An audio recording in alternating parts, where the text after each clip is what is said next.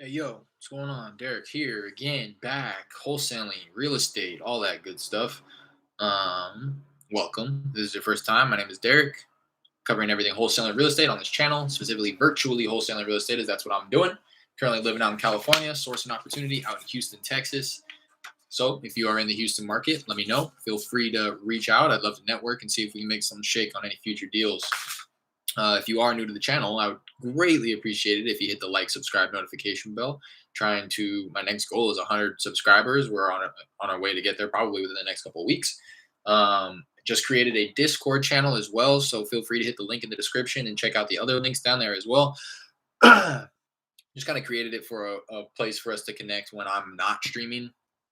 I find that a lot of people are I've had a few people reach out to me through Instagram DMs and stuff like that, and I it's like the classic. I said this the other day, but it's the classic, like when the teacher says, please ask your questions out loud so that and hold your questions until you hear other people's questions because you may have the same questions as other people. So I'm already kind of seeing that a little bit. So I just figured why not create a little central hub for us to communicate, network with each other as well. That way, nobody's having to wait for me to go live on YouTube in order to do those things. So today, this charger, what I must are today. I did about an hour of cold calling, got like 15 no's.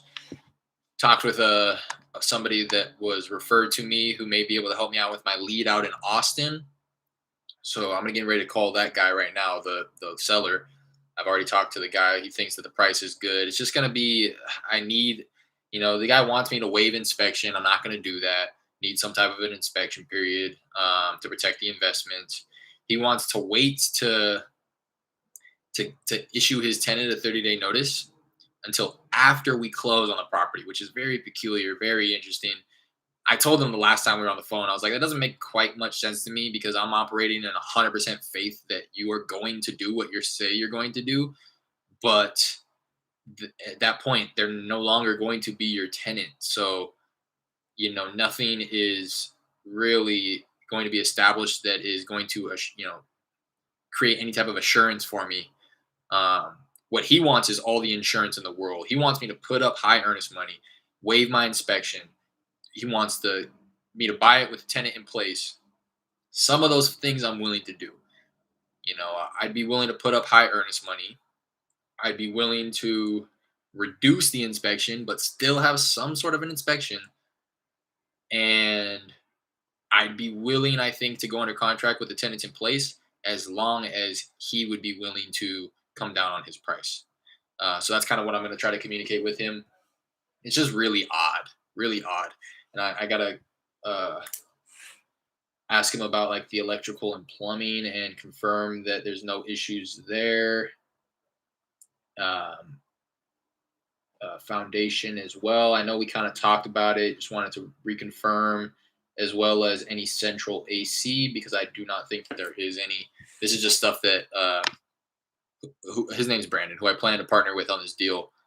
Is kind of just asking me. It sounds like he may start to reach out to some buyers to determine if just kind of feel it out, feel out the market, see where buyers would be coming in at. I think it's already a smoking deal. So I'm gonna give him a call, let him know where we stand with things. Last time I talked, I told him that, yeah, I got the pics that you sent me. Thanks for sending those. I appreciate that.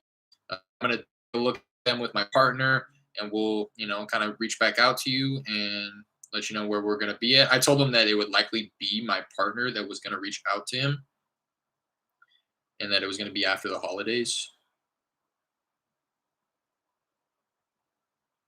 So I don't think it's that big of a deal that I call him. Uh,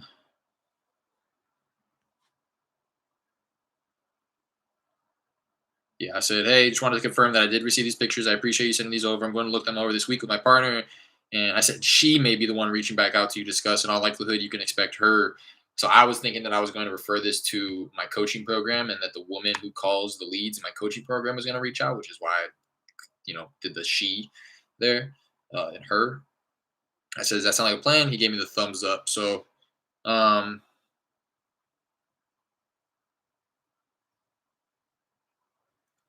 Yeah, pictures look good too. It's nice and solid. I just want to get a little bit more confirmation on the condition. Figure out, I'm kind of gonna work through the script again. Figure out, reconfirm his timeline. I try to build a little bit more rapport before I just kind of call back and say, "Hey, this is where we were gonna be for our offer. This is what we're thinking." Just kind of, revisit it. Maybe dig out a little bit more pain. Just, again, just to kind of try to transition into us, me saying, this is kind of where I would be in terms of, I hear your concerns. I definitely appreciate your honesty with all of it. But it comes to a point where it doesn't quite make sense for us to enter into an agreement.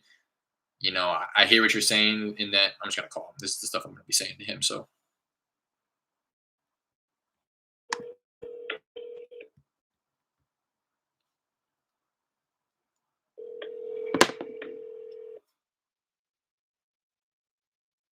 Well, hey, Morse. yeah, Hey, how's it going? This is Derek. okay. Derek, Yeah, I'm sorry. I'm sorry. We had been going back and forth in regards to your property out in Smithville. oh, yeah, How you doing? I know last we left off, it was right before the holidays. You have a good holiday season? yeah, That's good. That's good.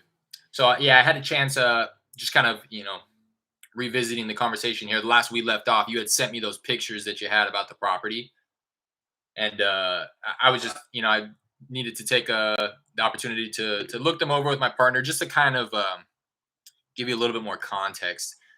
Since I mainly operate out of Houston, I've been speaking with somebody who I will likely partner with, who grew up in Austin, is very familiar with the area.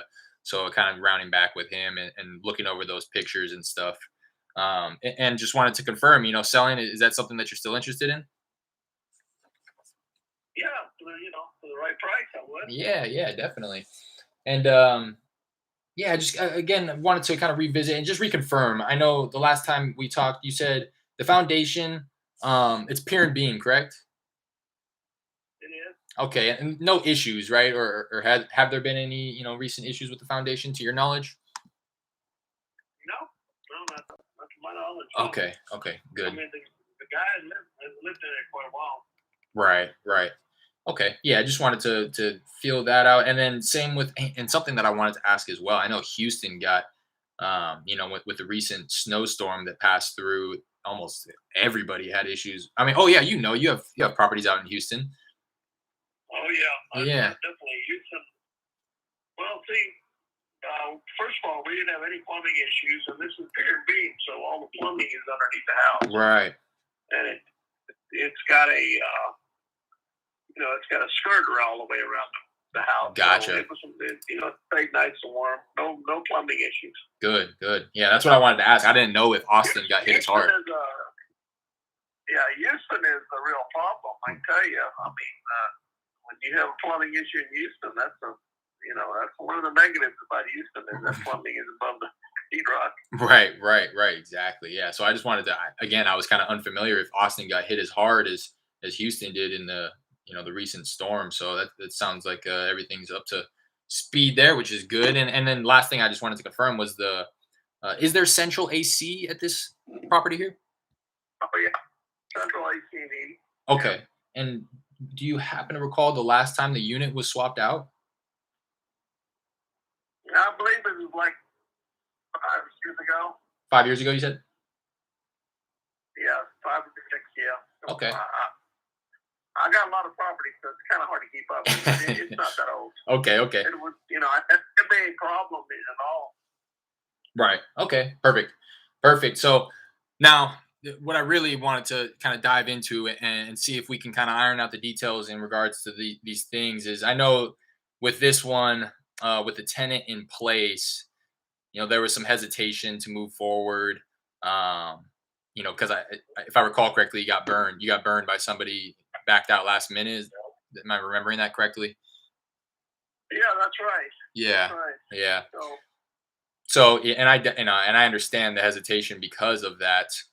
So, just wanting to see if we can maybe meet somewhere in the middle in regards to like the contingencies that would be included with any agreement that we would enter into. to make sure that you're comfortable with it. You have some insurance policies in place in case something like that does happen.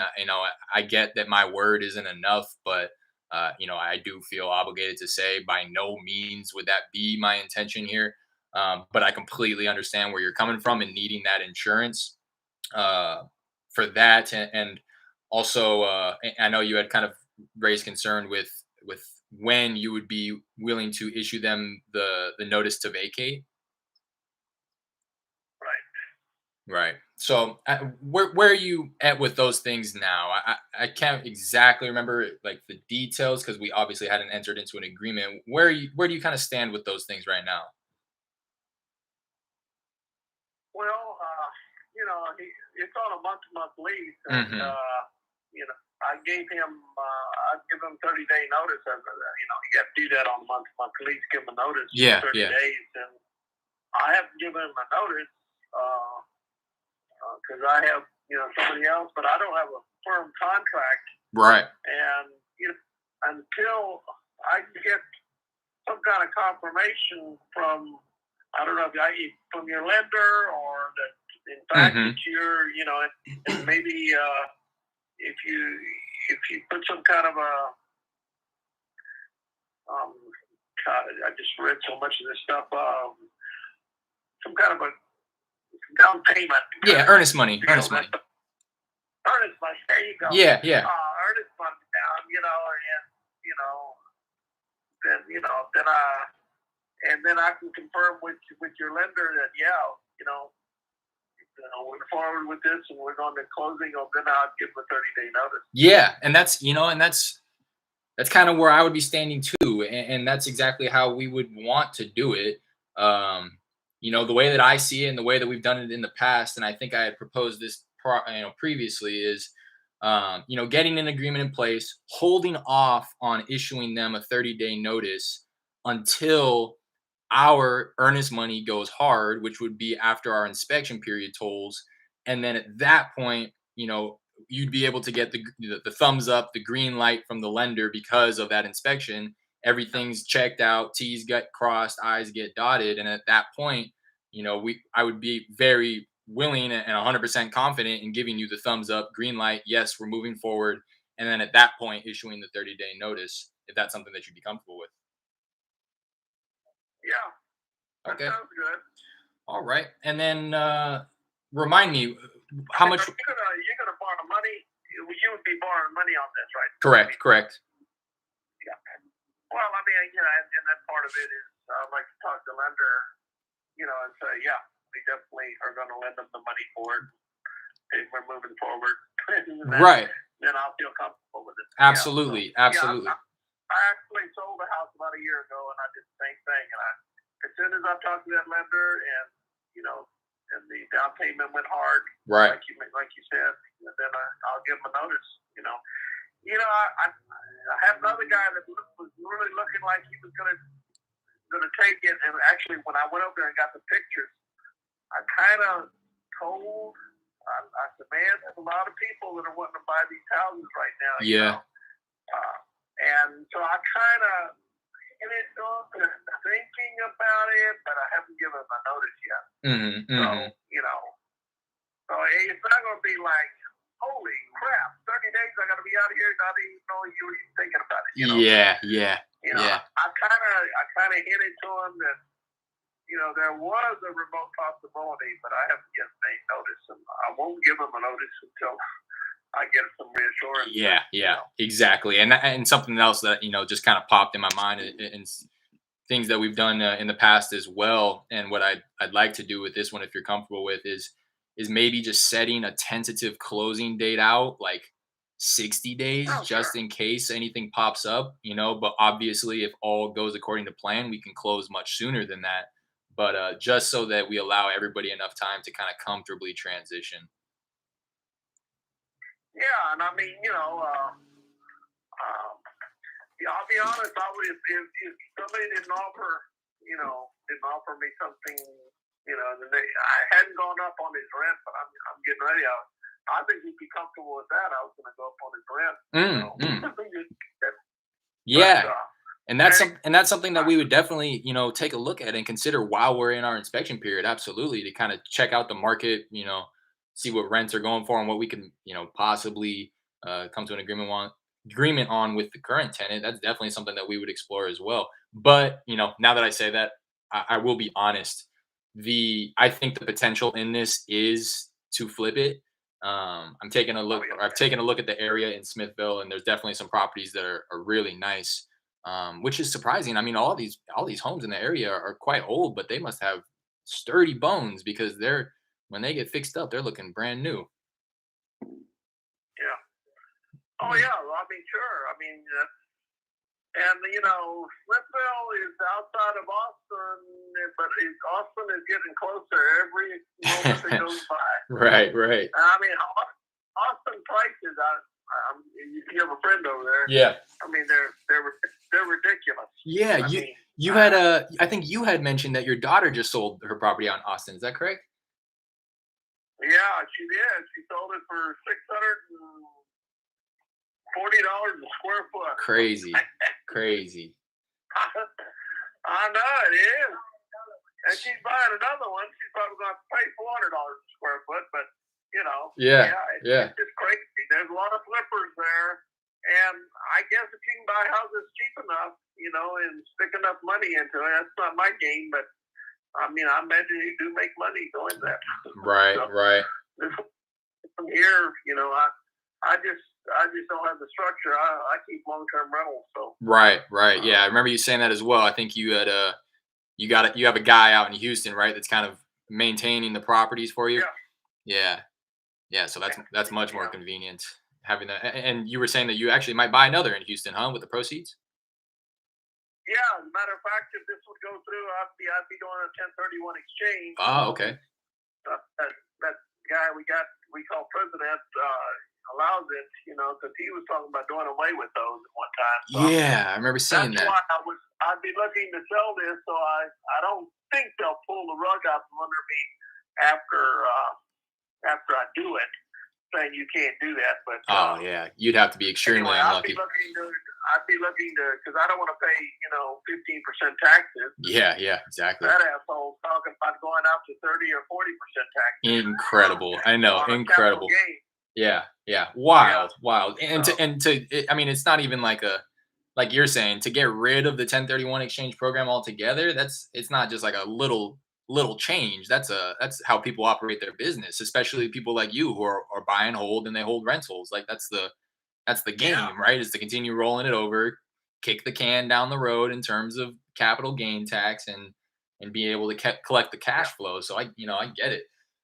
So, yeah. remind me, you own, I don't know if we just talked about this, but you own it free and clear, correct? The property? I do. Okay. Okay. And no, Yeah. nothing, no liens or judgments or anything like that that's going to pop up. No. Okay. No. No. No. No. All right. Perfect. Perfect. So, I mean, yeah, we're definitely interested. it sounds like we're kind of on the same page about how we want to kind of, I don't want to say deal with the tenant, but how we would navigate that. And just Yeah. as a reminder, again, we would be raising the money, but it would be cash, and we can close really as conveniently as you'd like.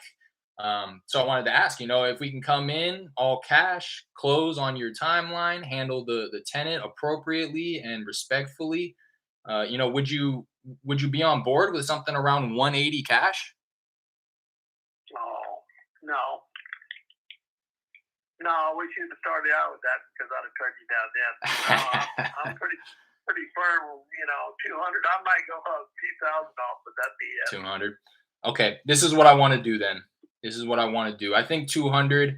I can take a look at the market, rerun the numbers, see if that's something. And what I was gonna say is, I actually want to kind of just get my partner involved now, since he is more familiar with the area. He'd be able to confirm or deny whether or not that is in fact going to work for us. So his name is Brandon. If you don't mind, uh, if I provided him with your contact information, that way he can reach out and kind of solidify the deal if 200,000 does seem like it'll work. Yeah, that's Okay. fine. All right, perfect. And this is the best number to reach you, correct? It is. Okay. Yeah. All right, I'll go ahead and get. So Brandon is going to know everything we talked about as far as dealing with the tenants Yeah, yeah, and exactly. how will Yeah, I kind of. structure the sale as far as yeah. Yeah, absolutely. I'm gonna pass all that information along. He was actually licensed in the area for 5 6 years in the past. So again, I just feel a lot more confident having him run the numbers. Especially the fact that he was licensed in the area. He's just much more familiar with the values and honestly the potential of the area as well. Like you're saying, if the market continues on the trajectory that it's on, then then yeah, it'd be a good buy for us. So we're definitely interested. I'll pass this information along, the notes as well as your contact information to him. I'm not sure of his schedule, but I'd imagine that he'll probably reach out to you within the next 24 to 48 hours. Okay, and yeah, and I'm sorry, what was your name again? My name is Derek. Derek. Okay, Yeah, yeah, so I'm sure Brandon will identify that you as Derek, right? definitely, definitely. Yeah. Okay, and he'll know that it's 4 bedroom, 2 bath house. Yeah, exactly. I'd actually because I briefly discussed with them, and yeah, I think it's listed, different elsewhere, but I was able to kind of scan through the notes that I took when we last spoke and see that yeah, it is in fact a 4-2. Yeah, it is. Okay, Yeah. all right, Okay. Sounds good perfect. then. I appreciate your time, and yeah, go ahead and be on the lookout for a call from Brandon. Okay, very good then. Thank you. All right, have a good day. Okay, you too. Bye. Fire, come on, bud. Uh, Congratulations, fam. You got buyers in California. Oh god, I'm tripping right now. I'm tripping. I just got a comment on one of my videos, and I was reading it as if it was a live, uh, a live comment. But that's the one out in Austin. I'm gonna go ahead and shoot Brandon a text. Um, I'm actually gonna ask if he's free to hop on the phone real quick because it'll be a lot easier. Um,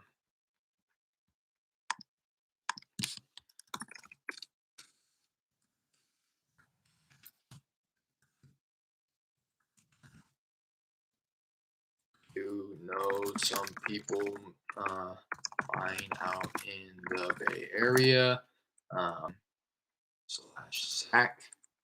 I'm uh, also have a number of people um, that are part of my group coaching program that are in the Bay and LA as well.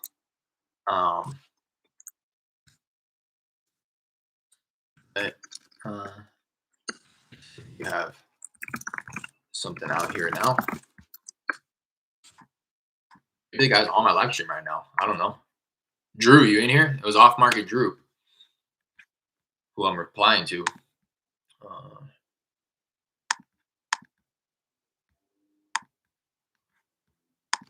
So texted Brandon, asked if he is cool to hop on the phone real quick, waiting for him to get back. That's a deal. I only threw out the 180 to try to get him as kind of like an anchor to see if he was going to budge off the 200. I wanted to honestly act like I didn't know that 200 was his asking price, but he's firm at 200. 200 is a smoking deal, bro. As long as everything's checking out the way that I'm seeing it and the way that Brandon's seeing it, there are comps in the area that are pushing 400. Comps in the area pushing 400. So let's say conservatively it goes for like 385 on the back end, which is kind of how I calculated it. And assuming, I'm going to say a buyer is going to want 40,000, and that's me being very generous. I'm sure that there's going to be a buyer out there that'd be willing to flip it for 30,000 profit. Let's just say they want 40. The place is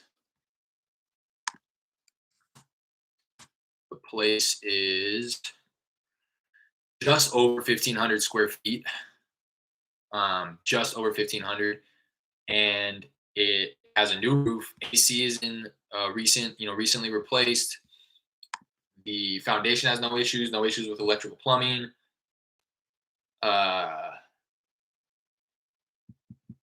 it just needs it needs the works on the inside. Everything needs to be replaced. Like in terms of the appliances and the big ticket items, there's nothing wrong there, but the bathrooms are going to need to be remodeled. The kitchen needs to be remodeled, carpet and paint throughout, or however you want to do it. So I'm thinking for that size home, you may want to spend like 30, maybe 40,000 to do it nice. Do the exterior siding, landscaping, all that. Maybe 40,000. Then we're looking at 275 on a $200,000 contract. So this is a smoking fucking deal. He had his daughter right next to him, what it sounded like, and I just didn't want her to start butting in. I was almost hesitant to make him an offer because he was sitting there with his daughter, who's gonna. They're talking about it right now. You know what I mean? Just as I'm talking to you about it, they're talking about it like, oh no, you can get way more than 200,000, yada yada yada. So I'm hoping that that's not the case. Keep your fingers crossed that it's not, but I think it's all good. Something that I wanted to throw in here, I was just on Brent Daniels' YouTube channel. I know that so he was on there with Jerry Norton, Jameel, Damg, I believe is how you say his last name, and Pace Morby, all four of them, real front runners in the wholesaling industry. And what Jerry has taken charge, taken the lead and the initiative on is creating a wholesalers, kind of like a union, right? The an association is what they're referring to it as, NREWA, the National Real Estate Wholesalers Association. It's a way that us as wholesalers can gain representation and kind of, I don't want to say fight, but offset all of the negativity that comes with being a wholesaler and the stigma that's being placed in the media, and have like a centralized voice and something to point to say, no, I'm a part of this association, just as the realtors are a part of the real estate association, whatever. That's the only thing that legitimizes them. As an agent, the only thing that legitimizes you is the fact that you went through training that teaches you how to be ethical, and you passed the test, and now you're licensed, and now you pay dues. You're paying them money to be an agent. People don't realize that when they're getting into the game is it costs money to be an agent. Like Brandon said earlier, he's like, I was thinking about relisting my salesperson license under a broker, but I just don't have the money to do it. It costs money. You don't just become an agent for free. You got to pay dues, so that you can then point to the association or the organization and say, no, look, I'm legit. I'm licensed and I pay dues. Right. So that's what Jerry Norton, I believe, is taking the charge on. Something that he's been talking about for a while. So I'm gonna go ahead and I really like the idea. Um, Again, the idea behind it would be us as wholesalers, join the association, get receive formal training on how to be an ethical wholesaler and how to navigate through the business with professionalism, ethics, ethical, and all that, and then pay dues, right? So it's not going to be free. It is free right now to sign up, and that's all they're looking to do is gauge interest levels to determine if it's something that they're going to want to push immediately or if something that needs to continue spreading the word on. So I'm going to go ahead and drop the link in the chat here.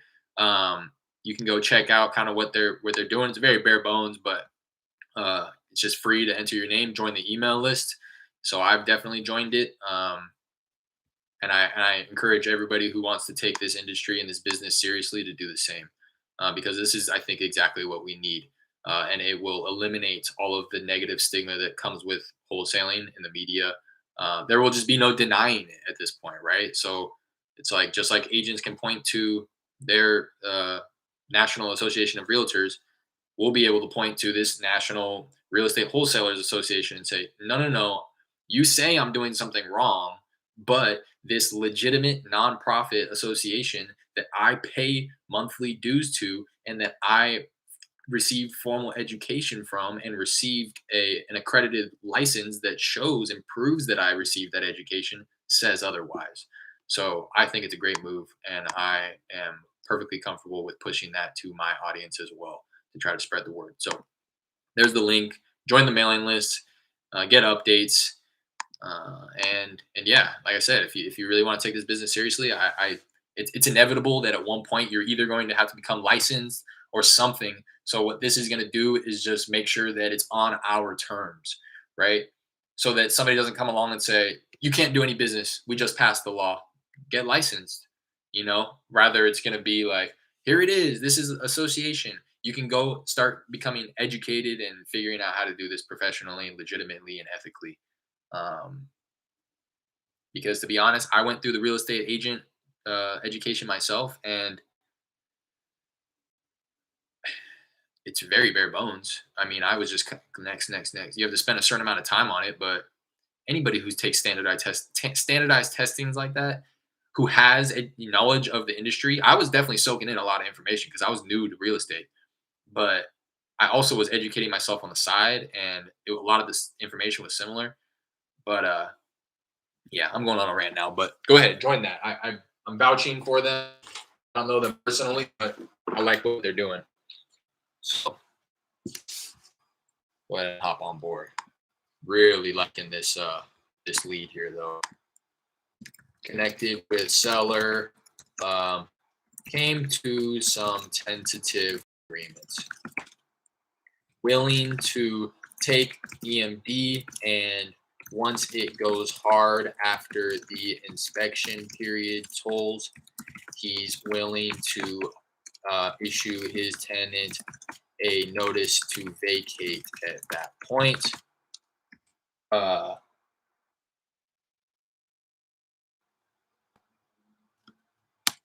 No electrical / plumbing issues, foundation issues, central AC about 5 years old, firm at 200K. I'm going to note that Derek offered 180K, but he mentioned that he was firm at 200K. He was even talking about possibly going higher than that. So I think this is one where we should hop on it quickly, although it doesn't seem like he's talking to a lot of people, but has a number of, just like it happened with me. I reached out about one of his properties and he said, so I'm sure he gets calls all day about these properties because he has about properties, if I'm not mistaken. But this is like his last one out in Austin. A majority of them are in Houston, which is why he wants to sell this one in Austin, if you heard, and then 1031 exchange, roll over the proceeds to then buy another rental in Houston. So pretty excited about this one. Keep your fingers crossed for me. I think this is a great opportunity here. So I'm going to push this task out. I'm going to say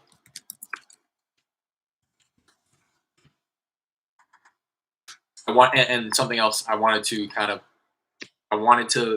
toss it back to Brandon, who is likely who I'm going to partner with on this one, because Brandon's familiar with the TREC, the TREC, the formal purchase and sale agreement that's used on market in Texas.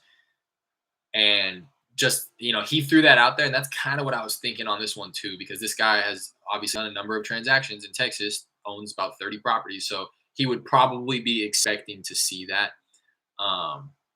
Just as he's wanting to speak with the lender, speak with all these people, proof of funds, hard earnest money. So there's still some hoops to jump through.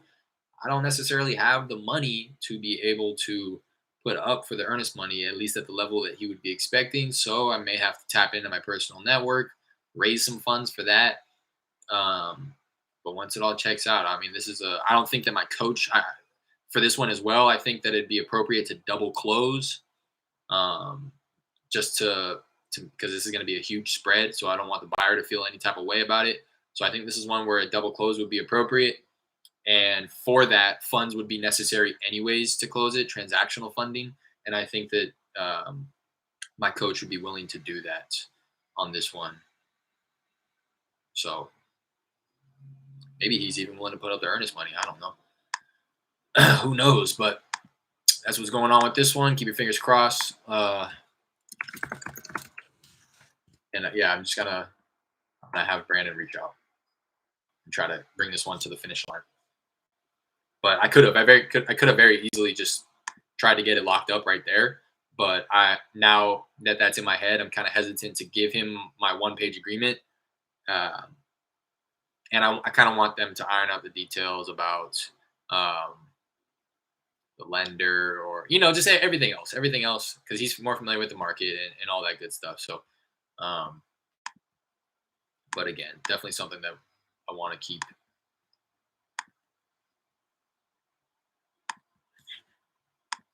as a top priority. So that's that. I'm gonna round back with. Okay. I'm just gonna kind of transition into my follow-ups for the day.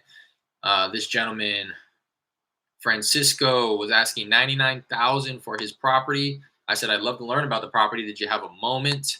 I think 99 is pretty reasonable for the area. Maybe not considering the size of the place. It's only 800 square feet, 2-1. His estimate at 109. I'm familiar with the area. This could probably fetch like 140, 150 on market on the back end. So 99 may be reasonable. But let's see if I rank comps on this. No, mentioned 99K is his best price. Plans on doing the remodel himself over the course of the next 3 months. I see. Derek switched gears to a realtor referral instead, and he was open to it. So this is more so a realtor referral. My note is see how far along he is with his renovation project. Reiterate the realtor referral if appropriate. So that's what I'm going to do here. Jared, that Karen lady probably would want to use Trek also. Exactly.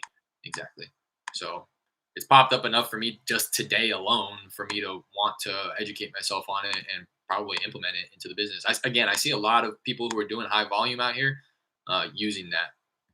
So this gentleman, I have the recording here, so I just want to. Hello. Hey, Francisco. How's it going? This is Derek. And that's fine. That's why I wanted to give you a call.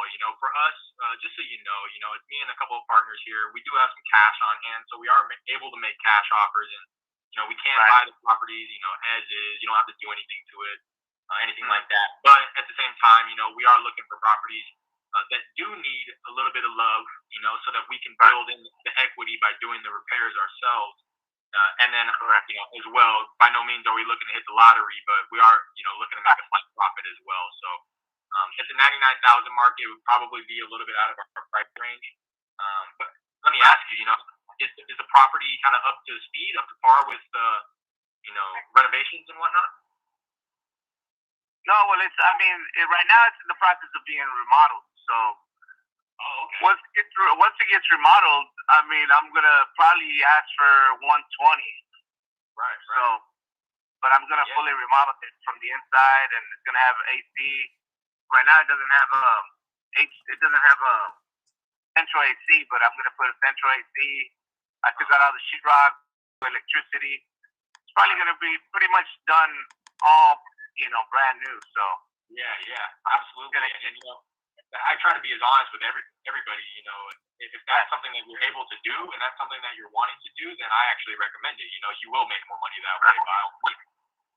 I definitely think that 120 is doable. I definitely think you'll be able to take down that, if not more, as long as you, like you're saying, repair every single thing in there.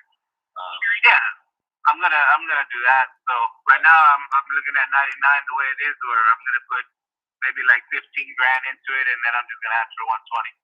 Sure. That makes sense. All right. Well, I would hit myself if I didn't at least throw out an offer so for us, we would probably be somewhere in the ballpark of like 50 to 65, just, the slight repairs that you were talking about.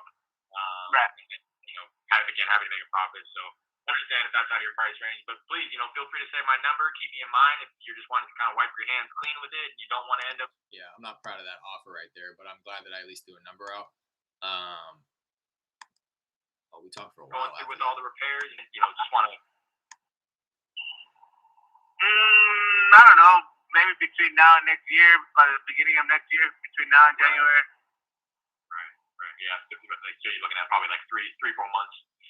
Yeah. Okay. All right. Well, again, I appreciate you taking the call, and All right. Let me give him a call back. See how long he's renovating. I just wanted to kind of take a peek at the area.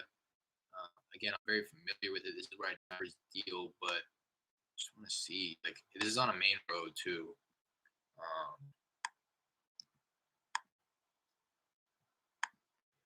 want to real quick see what has been selling in the last 3 months.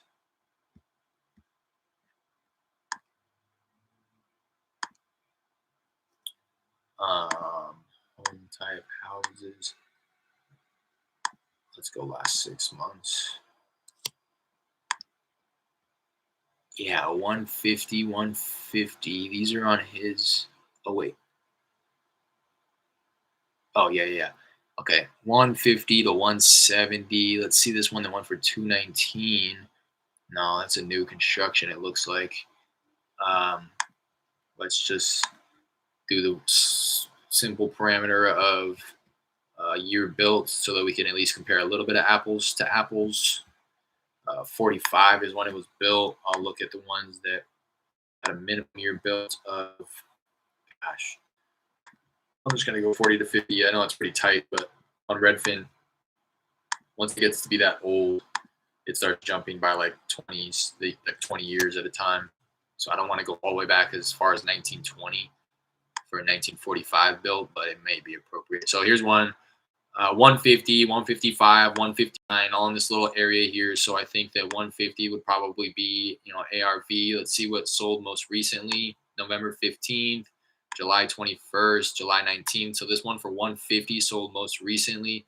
Oh, Jesus. No, yeah, this is out. It's just his square footage. So these ones at oh, this isn't it, man. I'm going to pull it back to a year.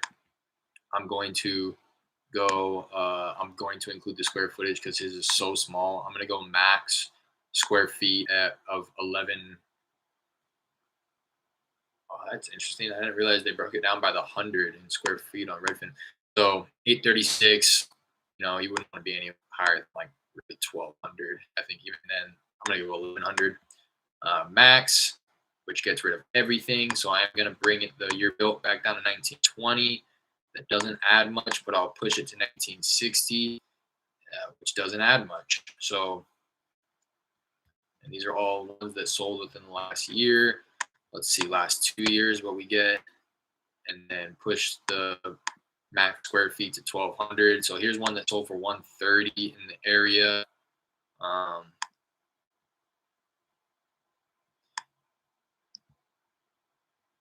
130. This one sold for, no, it's just what I'm looking at. 2 beds, 1 bath, just like ours. Theirs is about 100 extra square feet, so 120 2 years ago. I think is when this one sold. It was listed June 25th, 2020. So about a year and a half ago, ours could sell in this condition. I'm not sure if it was a flip for 120. I would imagine so. And since then, the market has appreciated. So maybe call it 130 that you think you could get for it. Zestimate on this is 109. Just to put that into perspective, see what it says on Redfin in terms of the estimate, or I'll pull up HAR, see what they're talking about here. HAR has market appraisal, tax appraisal value of this one's 60,000. So I'm proud that that's what my offer was. I offered around, I think, 50 to 65. So I think that's pretty much what it's worth in its as-is condition. There is pictures up on HAR. It's not in good condition whatsoever. This may be when he bought it because it looks vacant with these pictures, really bad shape. I wonder when these pictures are from, but the highest value that HAR is giving with these kind of data aggregators here is 120. So I think, 120 is like still kind of optimistic here, but safe to use as ARV. So at that point, I would be looking to offer like,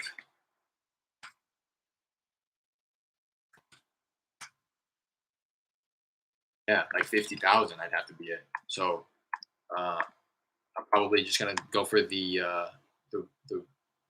realtor referral position here if he does answer. Here. So, yeah.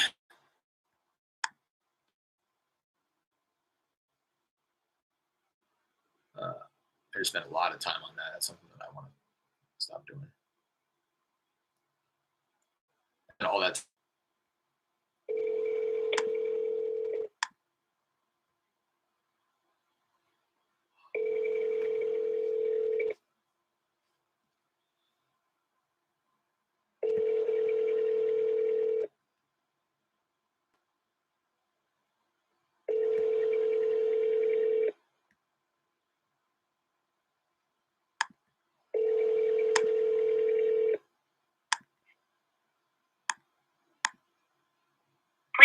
message. 33717. Hey there, this message is for Francisco. This is Derek. Not sure if you recall, but about 2 months ago, I'd say, we were going back and forth a little bit about your property over on Jackson Avenue, West Jackson. At the time, you had let me know that you were actually planning on doing the renovations yourself. Uh, if not, you had already started it, I believe, if I'm remembering correctly. So I just wanted to round back with you. As a reminder, I'm an investor in the area. Me and my partners have some cash on hand. So we're just calling some homeowners in the area. We really do like Pasadena. So we're looking to pick up one more property in the area with, probably by the end of this month here. So I just wanted to feel it out, see if you were still, wanting to move forward with the renovations yourself. If not, we can buy the property in its as is condition if that was something that you'd be interested in too. Um, so yeah, just looking to round back, revisit the conversation. If it's something that you're interested in, uh, please feel free to round back with me. My direct line here is 832-532-43.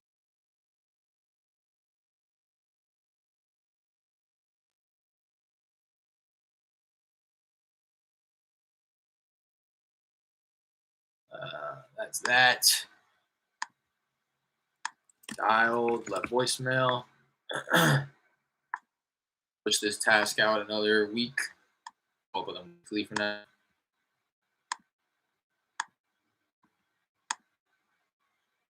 See who else we have on board for the day.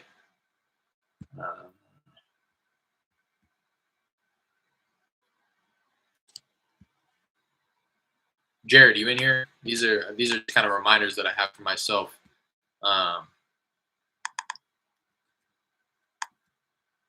These are the ones that are popping up. I set a reminder for myself to check back in with you to see if there was any progress. I would imagine that you would have given me an update if there was. So um, but I'm just gonna drop the names in here, and I'll push these out. Enrique was the giant. Who was he? He was the guy who had those two properties on one lot and the vacant lot on the other. Really odd property. That one was a little weird. So I'm just gonna again push it out a couple weeks just to kind of a reminder for myself. And then this next one, get her name.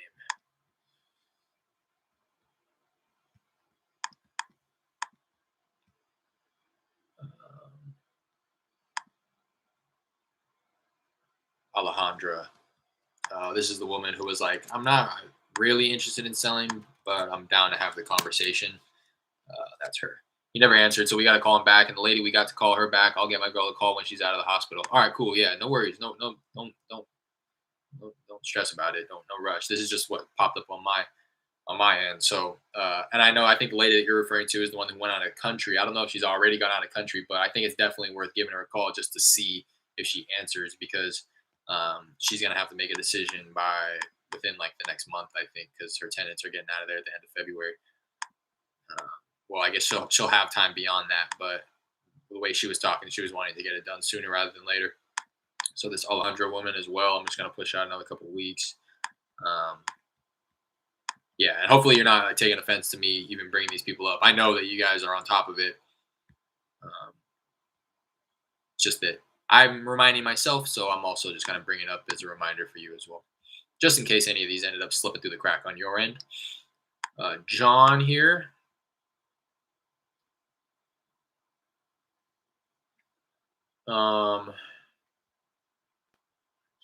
This is his property. I reached out about one. He said no, but I got another rental that I want to sell.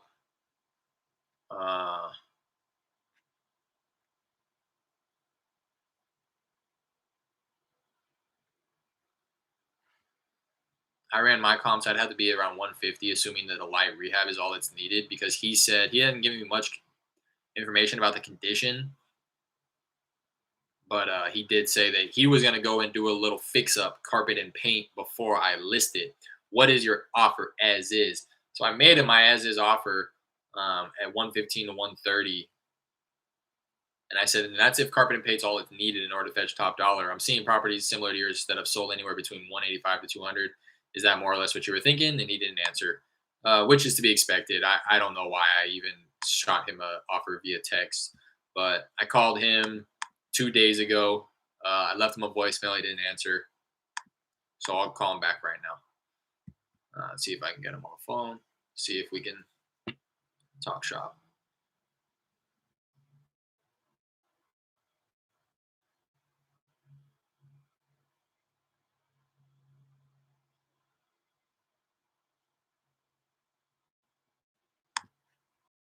Hi, this is John. Sorry, I missed your call. Please leave your name and phone number. That's the number I called him off last time. I'll call me. Looks like he called me back that day, and the conversation only lasted 13 seconds. I wonder what that was. Maybe I missed it or something. But that went straight to voicemail, so he hung up on me. Push this out another couple days.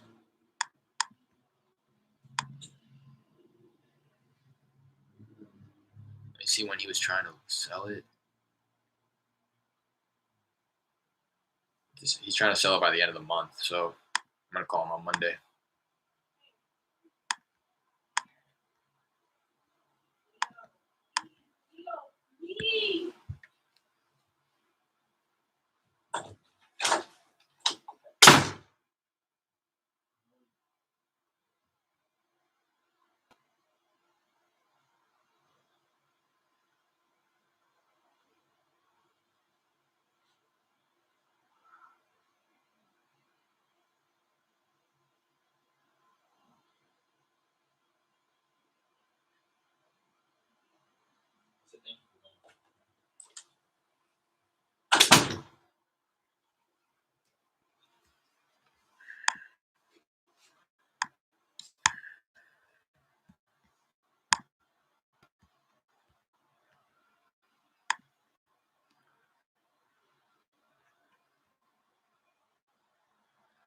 This is a guy who I texted a number of times, and he replied saying, "If you're an investor, I don't want to sell it to you because you're just going to pay 25% of the actual market price."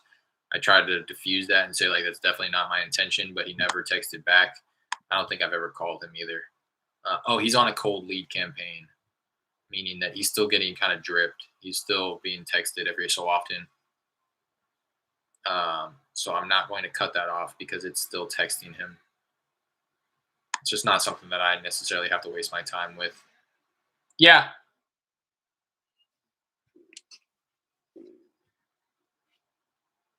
What? Yeah. And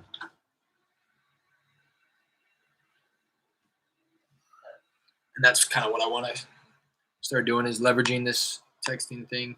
The only reason for me, if he's interested, he's gonna text me back. If not, he's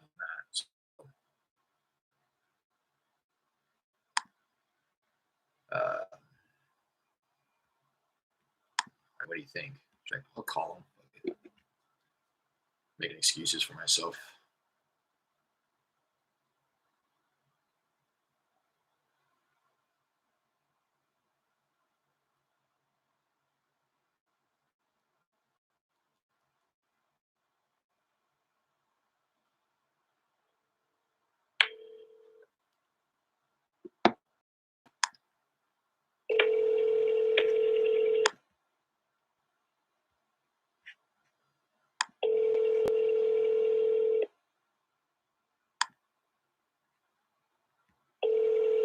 I'm sorry, but the person you called has a voicemail box.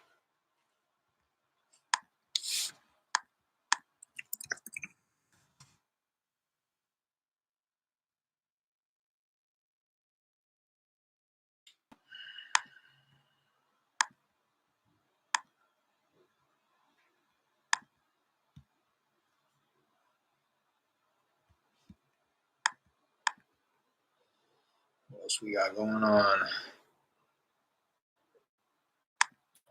That down the road. Push that out another 30 days. again, he's still being texted automatically through the drip campaign, but really no reason for me to be like actively following up with him because he hasn't shown me any signs of having any level of motivation or really any level of interest in selling. Anything that he said is, I'm not going to sell to you because you're going to offer me so little. So it's kind of like an underlying message in that is that he would sell. So how much do apartments over where you're at charge? Shoot, 20. We're paying 2,200 for a little dinky 1-bedroom.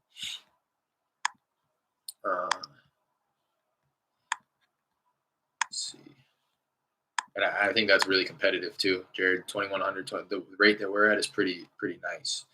If you want any type of amenities or anything like that, you're looking at 2,500, 2,600 plus, closer to 3,000 if you have any type of space as well. This gentleman I had a conversation with on the phone. He's not willing to budge on base. Although it seemed like he was going to be at one point, if you recall this gentleman, we actually kind of got in a little bit of an argument. He's asking $335,000 as is. I would need to be max $275. I can rerun those numbers real quick because I have the ARV.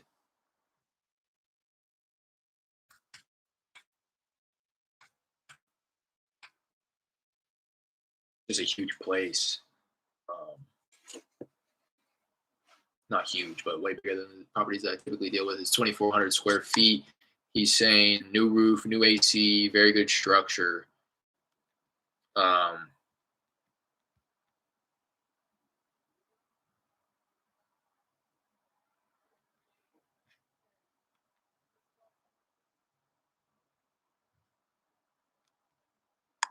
I'm just gonna assume it's like an average rehab. I would need to be at 250 is the way I just ran the numbers, and that's pretty conservative. So maybe it's just like a light rehab. I would need to be at 270, 275, maybe 280 if I wanted to cut into my assignment fee. But he was talking 335, and then we kind of got in a little bit of an argument because we were both trying to argue our points. But then I was like, you know what? I have to look at the numbers objectively.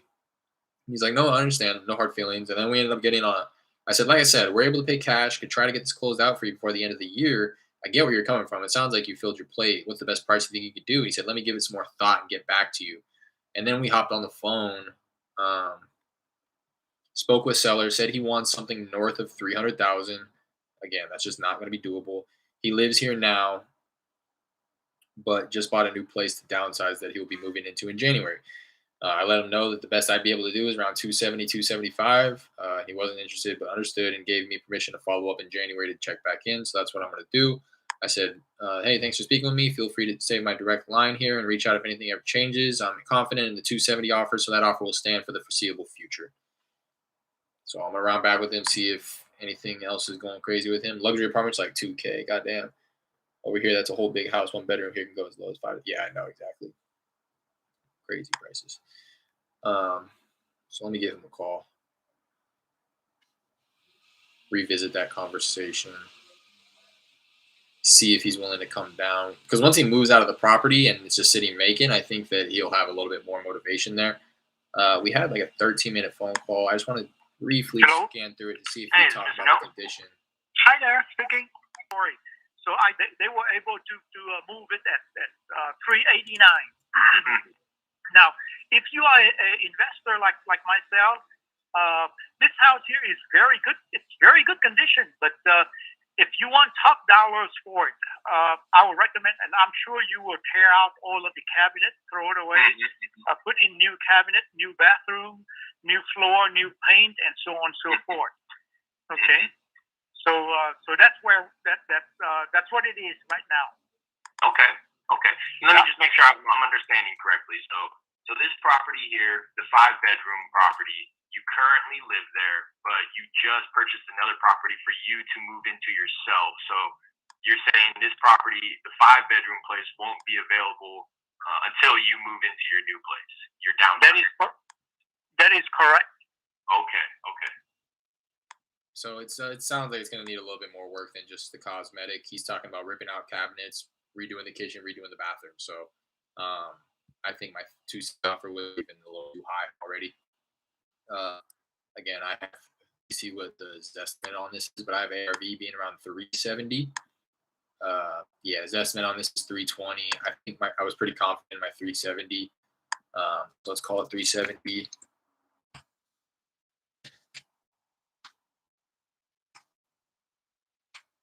Yeah, I would need to be at like 260 for it to make sense. That's really optimistic too. Um, I'll give him a call.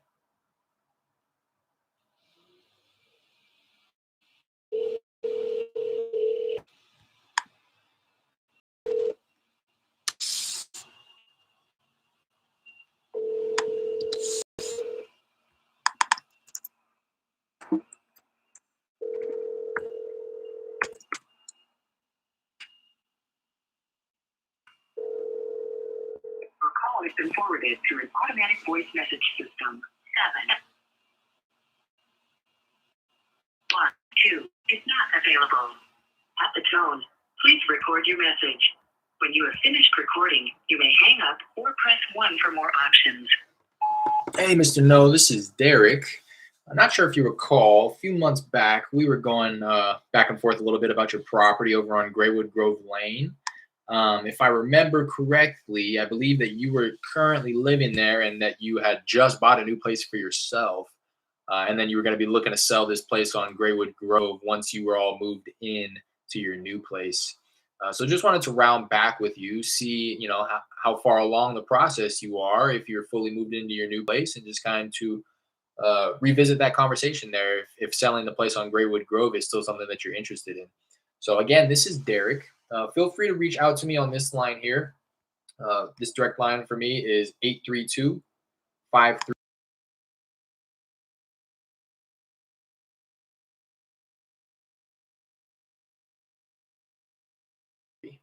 I'll talk to you soon.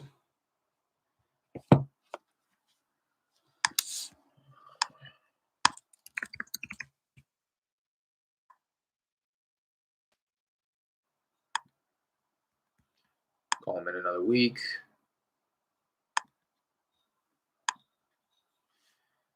Only if my computer works.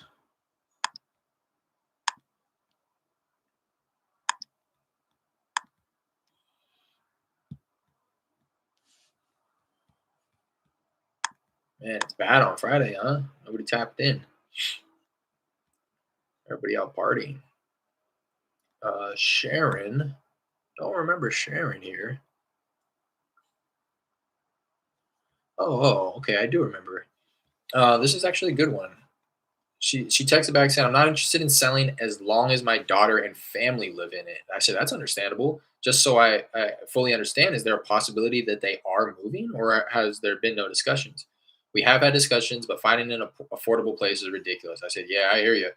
If you did end up selling, did y'all have a number in mind that you'd be hoping to get for it?" "I have to see what repairs need done, but was thinking 140 if sell as is, which was a really good price. I think my max on this would have been 165.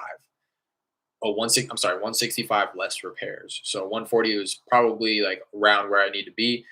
As long as it doesn't need, well, no, I'm gonna need it lower than that. That would work if um it only needed cosmetic, but I need to be a little bit lower than that if it is gonna require like any type of kitchen, bathroom, roof, AC updates.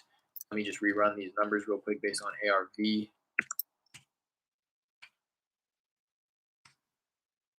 Yeah, yeah. Oh, yeah. If it was like an average remodel, I need to be around like 125, 130 if I want to cut into my assignment, which I think would be doable. Oh, she says new windows, recent roof, new AC, etc. So yeah, it would just be average at most. So at most, I would be as low or as low as 125. I think is like the lowest that she'd probably. Or no, I'm not going to speak for her. And I said, if I could be somewhere in that ballpark and was able to work with you and your family and their timeline so that they're being treated with respect, is that something you'd be open to moving forward on before the holiday season? She said, let me think on it. I'll need to discuss with the daughter too. I said, of course, I wouldn't want you to do it any other way. can I follow up with you around this time next week? And she said, okay. I followed up with her and I said, hey, did you get a chance to speak with your daughter? And she said, I did. And it does not look like anything is going to happen this year. Check with me next year. Can I have a name to add to my contacts? I said, of course. So I said, feel free to reach out. And then if anything changes on your end, have a great holidays. I'm going to call her from a different number. So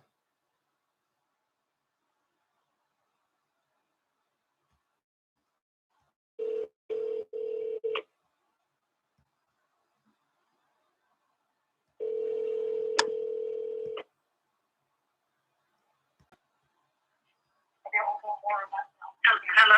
hi, Sharon. Hi. Sharon, how's it going? This is Derek. Not sure if you recall, me and you actually went back and forth through text a few months back in regards to your property over on Heather Gold Drive. Yes, sir. Yeah, Yes, I don't have it up for sale yet. yeah. That's kind of what I was gonna kind of revisit that conversation. I know last time you were mentioning that the daughter's in there, and you wanted to just be respectful of that, which I completely understand. And the last time we spoke, it sounded like no big decisions were going to be made before the end of the year when we were talking. So I just wanted to round back, see if that conversation was revisited with your daughter, seeing if you had any, more of a concrete timeline set up. Well, yeah, shall we say they've admitted to some financial issues that they have about getting into another place. Ah, okay. So, okay, it's going to be a challenge. Yeah. But he sounds like he may be changing jobs, and if that happens, they might be moving. Okay. Is it going to be a big move for them, or like out of state move, or? No, just the other side of Houston. Okay. All right. Well, just so that I can kind of throw it out there, so I don't know if I mentioned it last time, but again, my name is Derek. Just to kind of reintroduce myself, a couple of partners and myself, we do have some cash on hand. We're looking to pick up another property before the end of this month, and just in terms of it seems like maybe the hurdles that we'd have to jump over in order to facilitate some type of an agreement on this one, if it is something that you're interested in.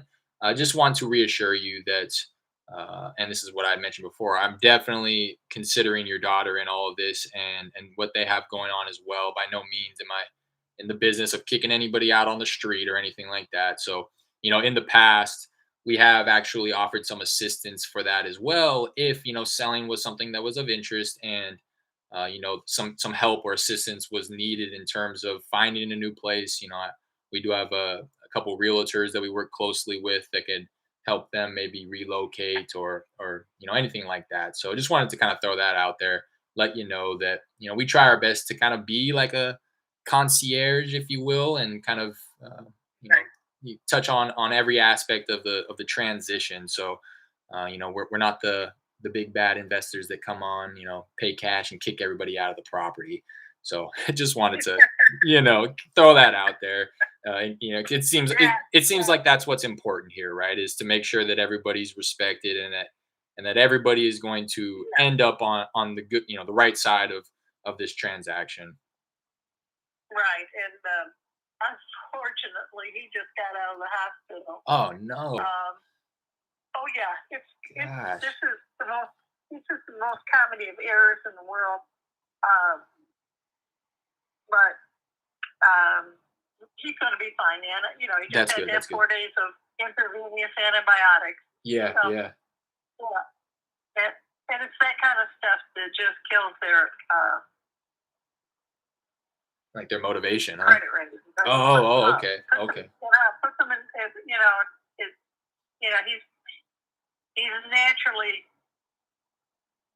a challenge when it comes to health. The stupidest stuff just happens to him. Yeah. Okay? Unlucky, huh? Nothing he has control of. Yeah. Okay? If the good Lord didn't bless him in that area. Yeah. Sorry to hear that. Yeah. It seems like he's running into some hard times. Sounds like a fairly unlucky gentleman. Yeah. Well, no fault of his own. So I can't say anything's going to happen right now. Yeah, but, yeah. It is a conversation that we've had recently. Yeah. And then he got in the hospital, so, Yeah. No need to burden him with any other, stressors in his life right now. Let's let him recover and get back in a place in his life where he's comfortable having that conversation, and so are you, Right. So I absolutely hear that. I'd love to stay in contact with you so that when the time is right, we can, dive a little bit deeper into the conversation and figure out if, us helping you guys out is something that you'd be interested in. Okay. Well, why don't you try me back in a couple of months? Okay, we'll do. I appreciate you taking the sharing, and I hope you have a good day. All right. All right. Bye now. Bye.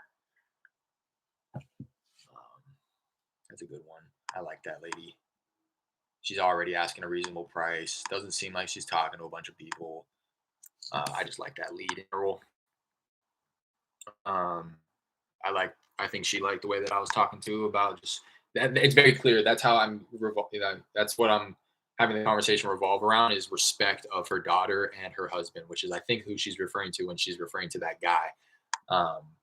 That's what seemed to be most important right out of the gate. That was the first thing she texted me back. I'm not interested in selling as long as my daughter and family lives in it. So I've just made a point to continue to reassure her that they are being considered and respected, and not only am I just going to come by the house, like I said, and kick them out on the street, but I'm willing to offer some assistance and a helping hand in any way that I may be able to. So I think she liked that. I think she appreciated it, and it's definitely a conversation that can be had in the future. And I think that if she remains, around the price where she's at, the longer the more time passes, the more the market appreciates. And as long as she's not willing to increase her asking price with the market appreciation, I think that it's going to be a good deal. So, um, and I think that I kind of need it to be based on the numbers that I just ran real quick. I think that I, in all reality, need to be around 130. Oh yeah, that's good. She'll agree to that if she's already asking 140. It's good. Great lead. Yeah, I agree. I think that's a good one. It's just not right. Not the timeline's not there. Sounds like the motivation's there. They've been wanting to sell. The price, I don't know anything about the condition. Oh yeah, I do. New windows, new roof, new AC. But she is looking to sell as is. She said I have to see what repairs need done. So it sounds like kind of a middle of the road average rehab. That's why I'm anticipating about 40,000 for this place. It's about 1,800 square feet. So that's a good one for sure. See if anything has changed on her end or if she has given any more thought to selling. I'm going to check in to see how her daughter and family are doing. Confirm that the gentleman who was hospitalized is her son-in-law, and ask how he's doing and if he's recovered. Ask if the conversation about selling has been revisited now that he is back in good health. Also, ask about his new job opportunity and if it's looking good. About selling has been revisited now that he is in good health. Possibly dive into condition of the property to further the conversation about buying. Just call me in a few months. I'm going to call her in one. Call her in the beginning of February.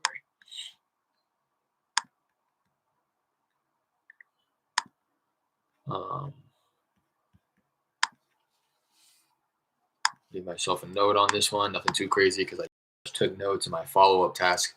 Connected with seller. Still not the best time. Son-in-law was hospitalized and they have run into tough Financial Times.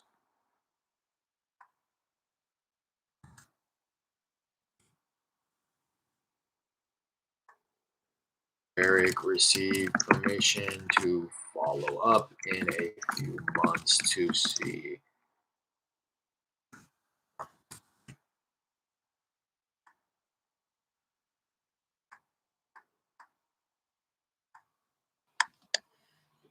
Boom. Yeah, I really like that lead. Dude, I almost like those type of leads better. The ones that I'm like only following up with every so often, rather than the ones that I'm like honestly feel like I'm wasting my time on by calling them every week.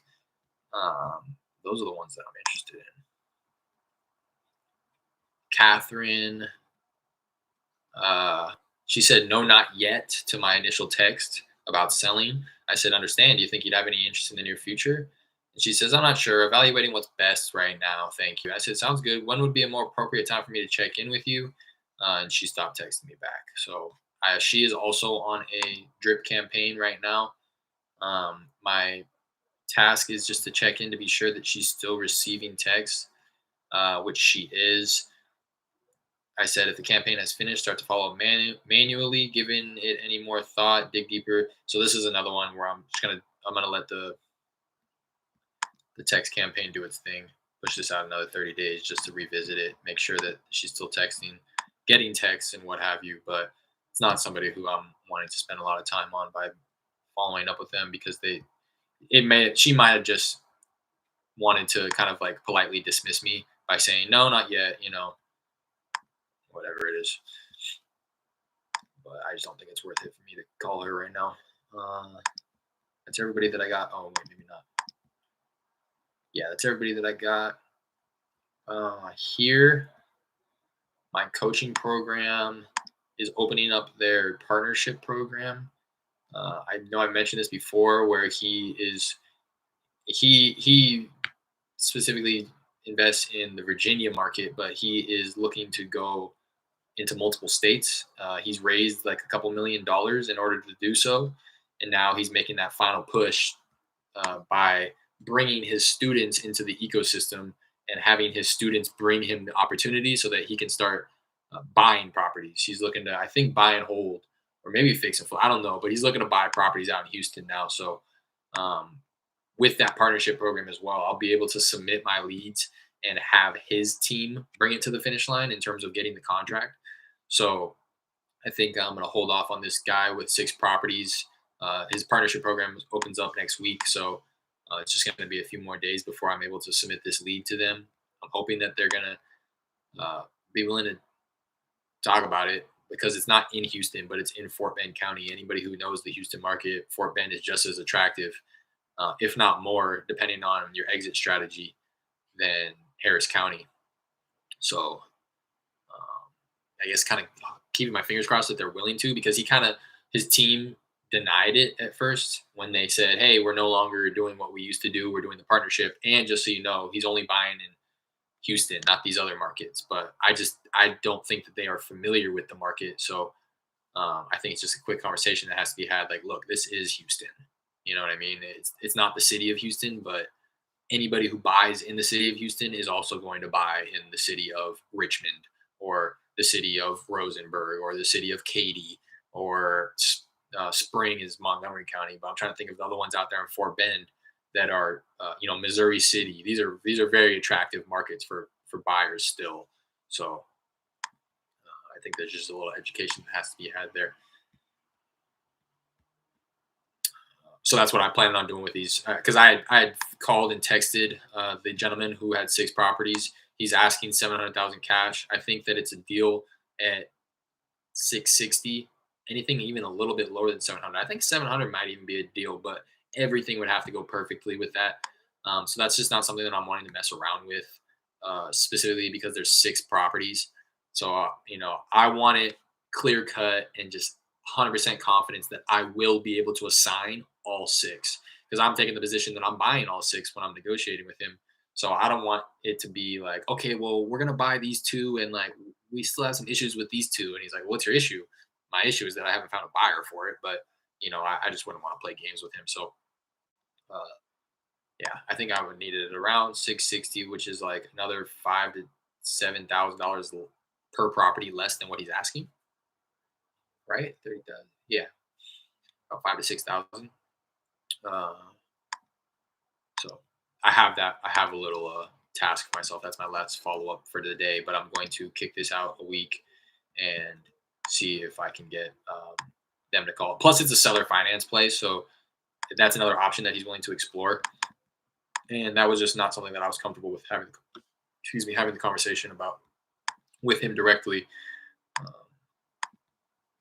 So if he does want to go that route over the cash sale, then I would just be I'd feel more comfortable having somebody with a little bit more experience have that conversation with him, because this is not one that I want to play around with.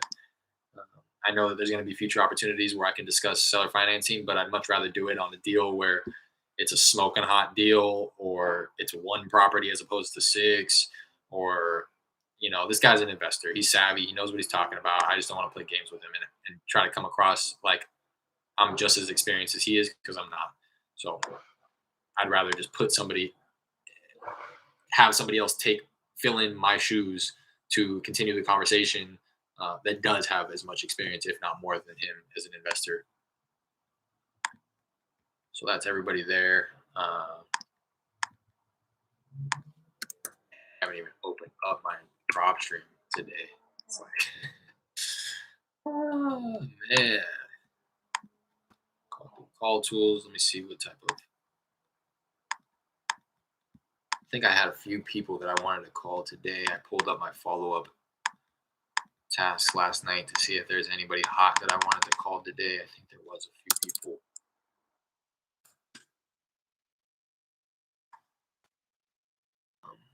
Let me start from the oldest.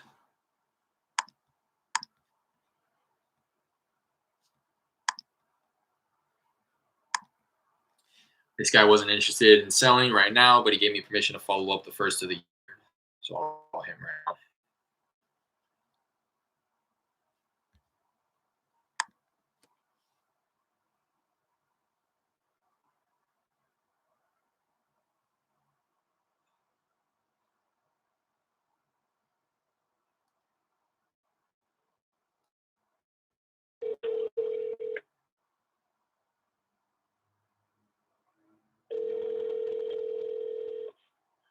Hello? Hi, is this Miss Dublin? Who's calling? This is Derek. I believe I might have spoken with your husband a few months back in regard to your property on Booker T, Washington.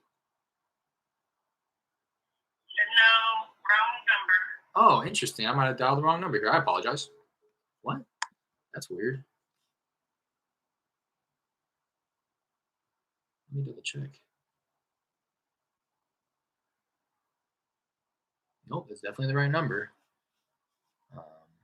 It's really interesting.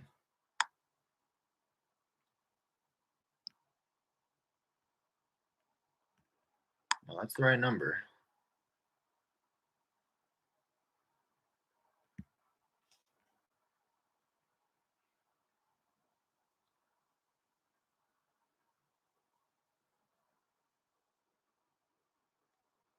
I'll try the other number that I have here, just in case. But I'm seeing that the last number that I connected with him on was the number that I just dialed.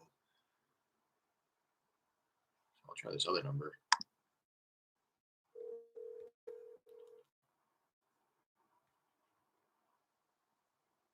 But she responded. That was Miss Dublin. Maybe she just said not wrong number because they weren't interested. That's what I think probably happened there. Yeah, I think that's. I'm gonna push this out just like a couple months, because a woman answered and Derek asked if it was Miss Dublin. She did not confirm, but immediately asked who was calling, which leads me to believe that it was Miss Dublin when Derek referenced the property. I almost heard the gentleman in the background too. I don't know if you guys picked up on it. Derek referenced the property. She said it was the wrong number. Derek thinks it was the right number, but she just said that so that he wouldn't keep calling. I'm going to keep calling him. Call her in like 3 months. I mean, he told me the first of the year, but it's clear that they're not really interested.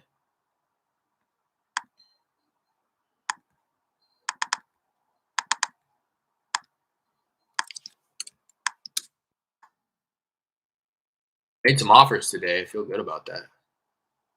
Trying to get in that habit. Send out some more offers. Like I said, that's my mantra of the year.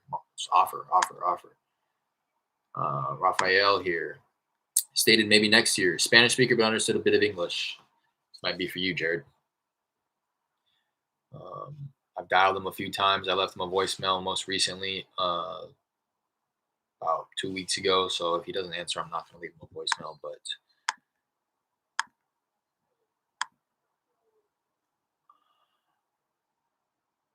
I don't even know what number to dial either. This is something that I last spoke with this guy in July. So I kind of have to go down the list here and determine which of these numbers is accurate. This is just data that I pulled from my old dialer. So I don't even know which of these numbers is correct. There's 4.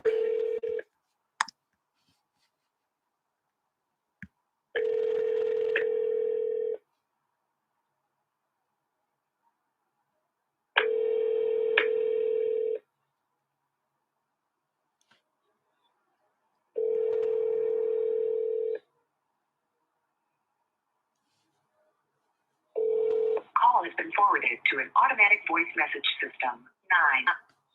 Try the next one.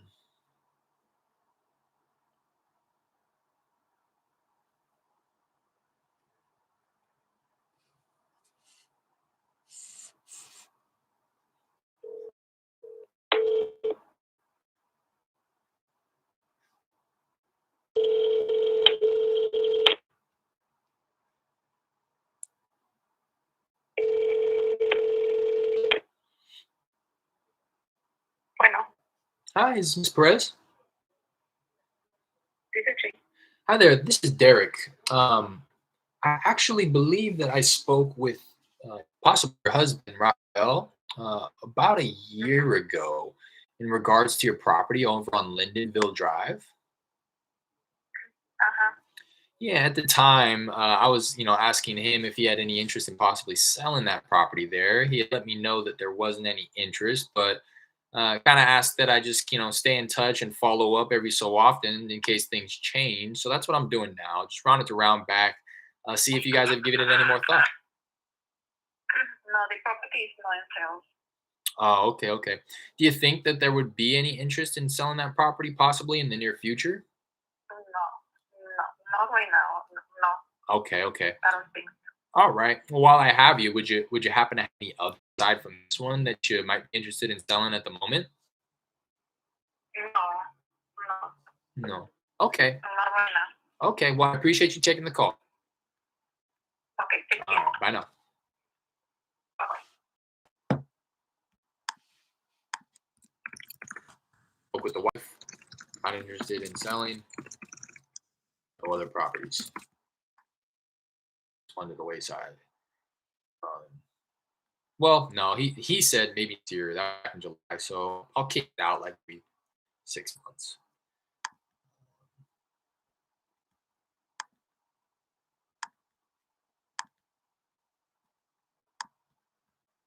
Because he told me.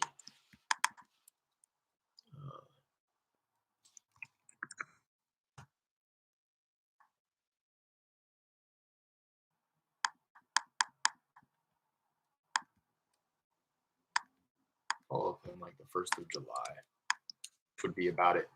Very close to exactly a year after I last spoke with him.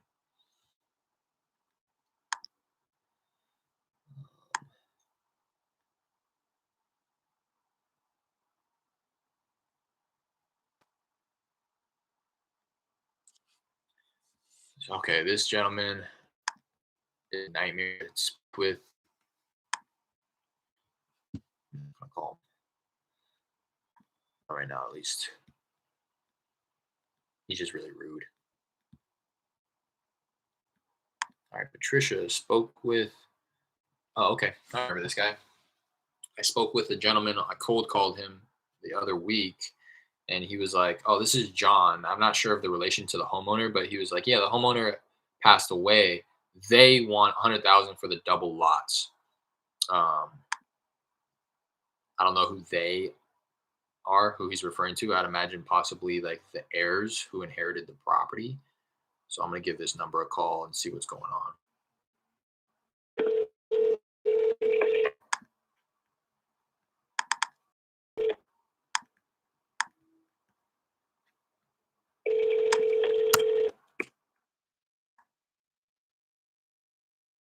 Yeah. Hello?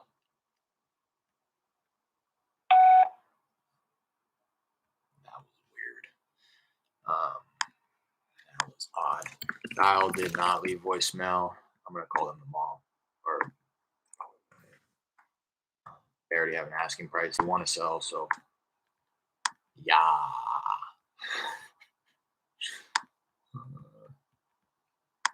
Maybe run some numbers on this to see if 100,000 would work. I need to learn a little bit about it though. They're talking double lots. I don't really see there being double lots. When I pulled it up, I remember taking a look at that. This guy asked me how much. He said I need to learn about the condition. He asked for a call back tomorrow after 7 a.m. because he was at work. I called him and there was no opportunity to leave a voicemail, so I did not leave a voicemail.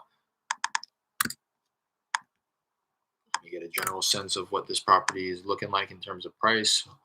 102,000 is what the estimate is. On Redfin, it's estimate as 134. So ARV probably like 150, 160. I'm not sure of this area, but I would need to learn a little bit about it. Like I said, now that prop stream's down, I'm really taking the 2-call approach. I'm not really stressing about trying to make them an offer on the first call. Rather, I'm going to use the first call as more of an information gathering phone call so that I can then schedule a follow-up call and make an offer that way with confidence.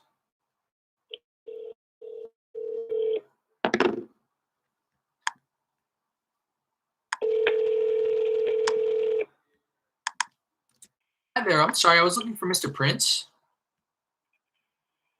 I think you called to the wrong number. This is the nail salon. Oh, okay. I'm sorry about that. That's all right. Bye-bye. I know. What's going on, man? Are people just changing their numbers?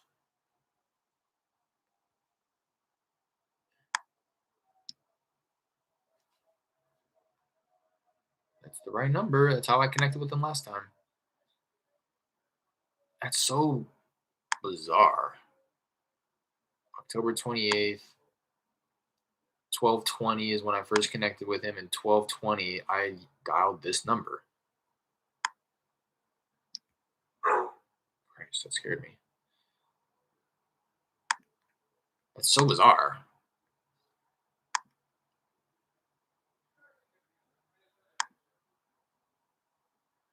I can delete that number. I'm not going to call to the other numbers right now. I'm just going to leave myself a note. Dial the number that Derek connected with the seller at one point. Maybe it's like the re-skip trace, and I don't know. This guy, it's not that hot of a lead, anyways. I haven't pre-qualified him at all. The only reason I was giving him a call back is because he asked how much. I said I just need to learn about it. Did you have a moment? And he said, call me back tomorrow morning. Dial the number that Derek connected with the seller at one point, and it was a nail salon. Really weird. I'm going to say follow up with the remaining numbers to try to get a hold of the seller.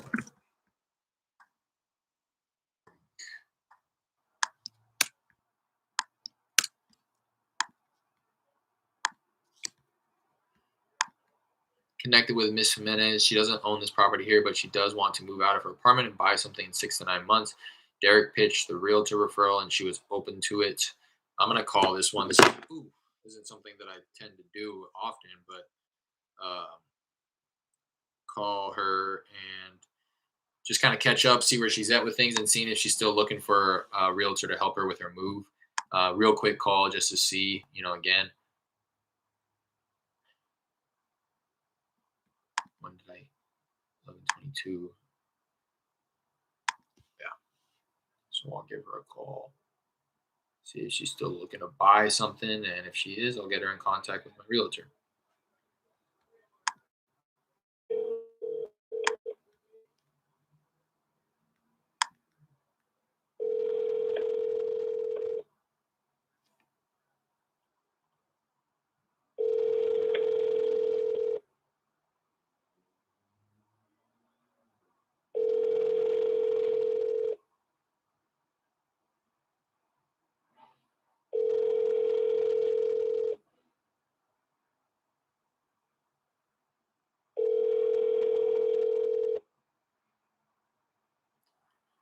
Please leave your message for.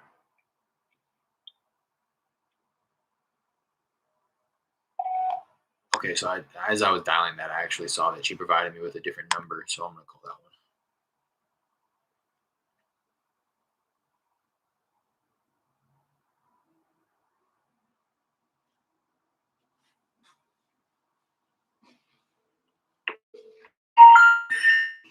Sorry, you have reached a number that has been disconnected. Oh, there you go.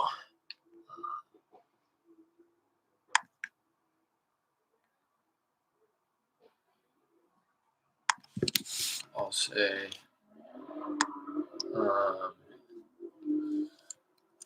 the number that the woman provided was disconnected.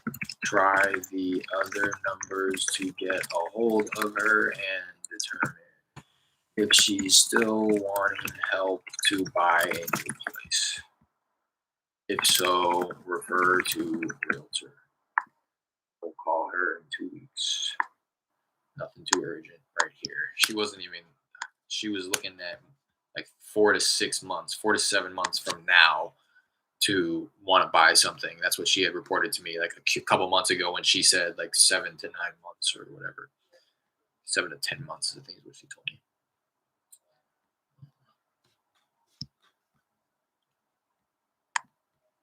Tenant in place, not considering at the moment. Will consider after the tenant is out. Gave permission to Derek to follow up and stay in contact. He doesn't know when the tenant's lease is up. I spoke with him last 2 months ago. So I'm gonna call him now, see if he knows now when the tenant's lease is up.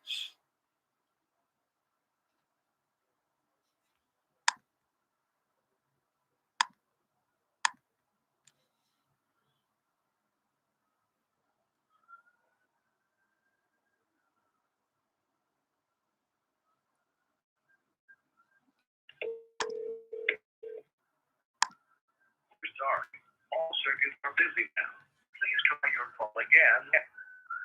I've talked with people today on this phone. I'm just hoping that no, people are answering. I'm gonna redial that.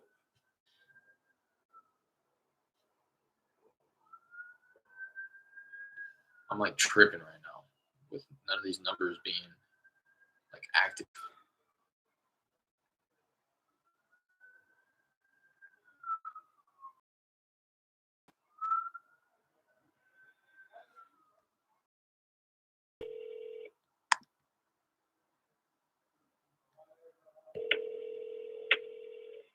Hello? Hi, is this Miss Mac? Hello? Hi, can you hear me? Yes, uh-huh. Hi there. I was actually looking to get a hold of Mr. Mac. Am I speaking with Miss Mac? What's going on? Hi, hey, my name is Derek. Nothing's going on. No cause for concern. Hopefully, I didn't scare you. I had spoken with Mr. Mac a few months ago in regards to the property over on Hilton Head Drive. Yeah, at the time, it sounded like there wasn't any immediate interest in selling that place. That's why I had connected with him to see if an offer would be considered on the property there. It sounded like there was no interest at least until the tenant was up on the lease. And there wasn't. I don't think he was able to confirm when that lease was up. So that's why I was just rounding back, seeing if that conversation has been furthered any, or if you guys still had any interest in selling that place. Okay. Your number is here on the phone, and I will have him call you, Derek, okay? Okay, I appreciate it. Thank you so much for taking the call. Okay. Hey, have a good one. You too. He's not going to call me. Spoke with Miss Mac. Received no new info from her, but she took my number down and said she'd have Mr. Mac reach out. I'm going to save this number just in case they reach out on this number so that it'll pop up on caller ID if they do call.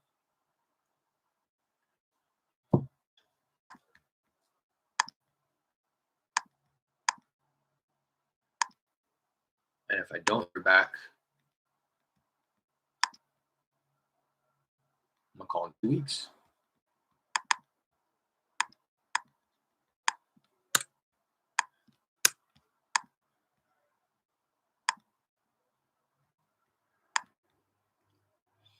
Said they thought about selling. They live in Houston and are considering moving themselves elsewhere. So when that happens, they would likely sell the place in Conroe as well. Took down Derek's name and direct Google Voice number and asked for a call back toward the end of January. It is the beginning of January, but gosh, is anybody in here?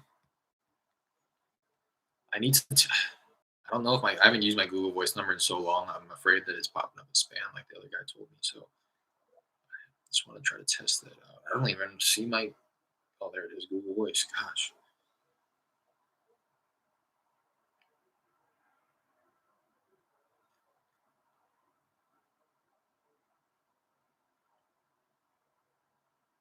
I mean, here. Yeah, I was gonna ask for you to drop your number in here, but I don't want you to have to do that. I need to call somebody to double check that these aren't popping up as spam. Choose your current phone number. This will be the phone that rings when someone calls your Google Voice number. Yes, this one. I have to reset all this up. Hopefully, I wasn't like getting calls. I mean, I guess it looks like I wasn't getting calls, but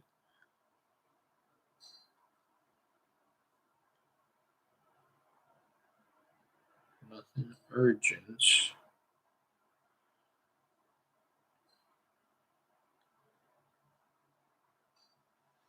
I mean, hopefully, nothing urgent. I'm gonna go ahead and dial myself real quick.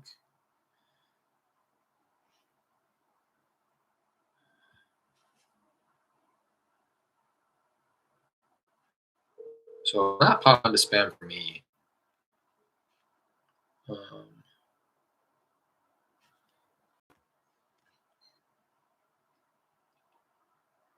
I think I generated this lead through text. I'm gonna try to find her here. See what we had talked about. Try to pull up some type of notes.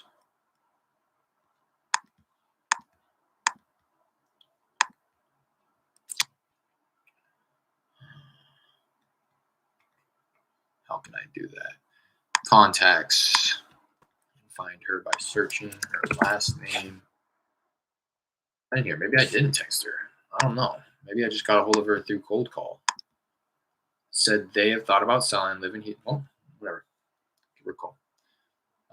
She took down my Google Voice number and asked for a call back towards the end of January. I'm not going to call her off my Google Voice because I never called her off of that anyways, and the likelihood of her actually saving that number is pretty slim, but whatever.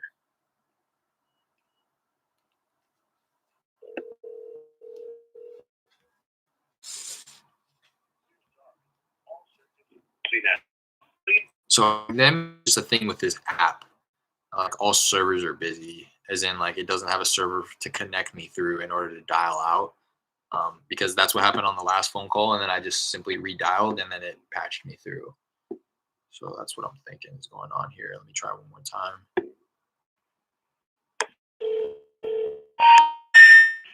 sorry.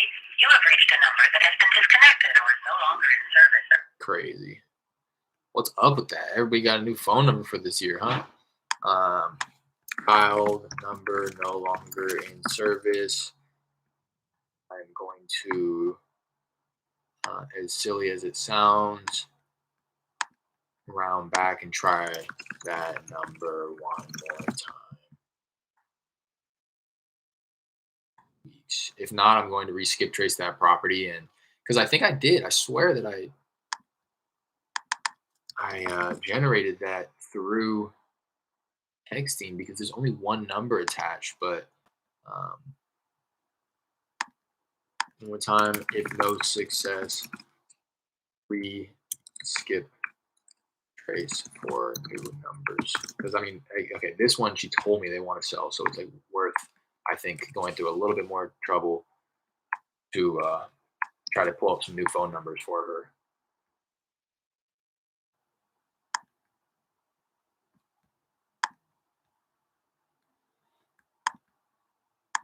Ex-wife's daughter is litigating. Oh yeah.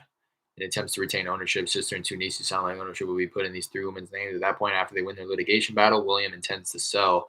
Woman battling is out on bond, ankle monitor for house arrest, has 5 children by 5 different men. Gave permission to Derek to follow up in January. I don't understand how he would sell if he's in a litigation battle with somebody who's looking to retain ownership. You know, I'm just not really understanding that.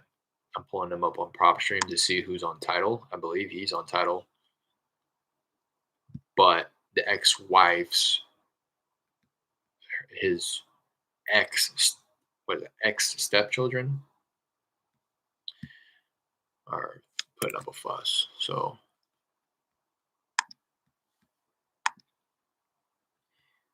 yeah, okay, I remember now. Both of them are on title. Both of them are on title.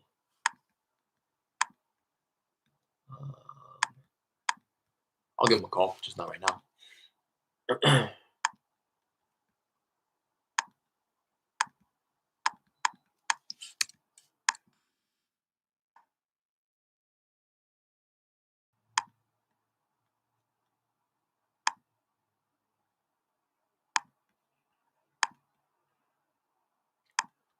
Interesting.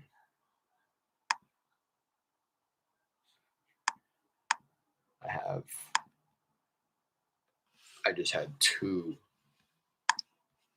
tasks set for myself for this one property. So I'll delete this one. Already reset the other one.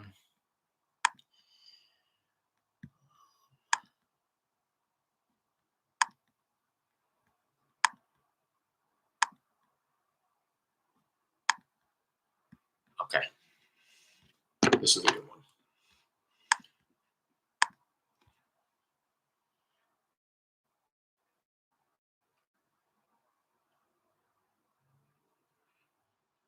This was one where her and her husband want to sell, but they're doing the repairs themselves. Open and hearing a cash offer, and it says this condition if the price is right. Didn't have a realtor they wanted to work with, so I kind of took that pivot when she said that they were just going to do the repairs. But then I reconnected with her, and she was like, "Yeah, we've torn down the shed. The kitchen is somewhat repaired with new cabinets and tile flooring. The floor in the other room needs replacing. The roof leaks and needs to be replaced. Owned the property for 30 years. No central AC. Bathroom needs repairing. Siding needs replacing. They own the property as a rental and are leasing a place in Cyprus. Their goal is to put some money into this property, sell it for as much as they can, and then purchase another place in Cyprus. This property is owned free and clear with no liens. Sellers asking 70,000. I think essentially is what we came down to. I kind of put that offer in her mouth though, or that asking price in her mouth. I offered somewhere between 35 and 50. She mentioned that she had an offer for 35 a few years back, didn't accept it. I received permission to follow up every 35, 40 days. That was on the 3rd of November. Ran some comps, determined that I could probably offer upwards of 80,000.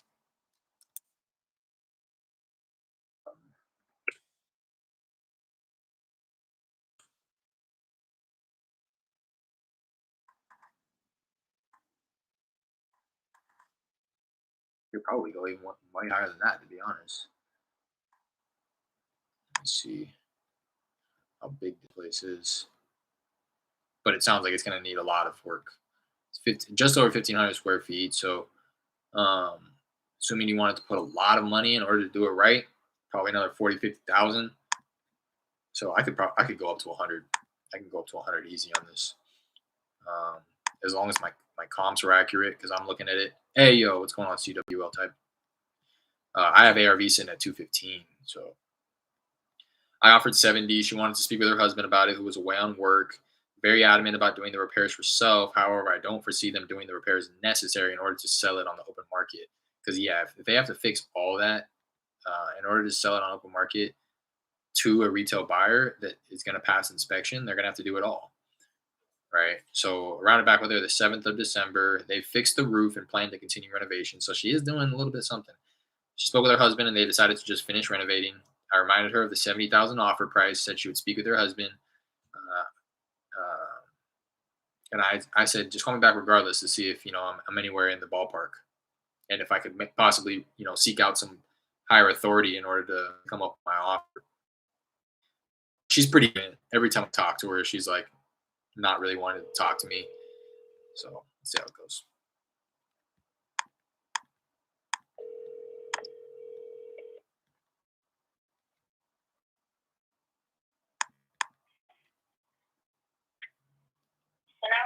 Hi, Carmen.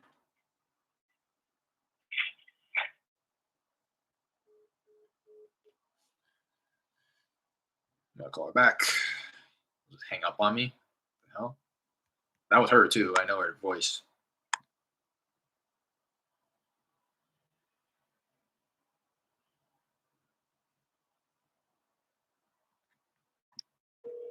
On me? What?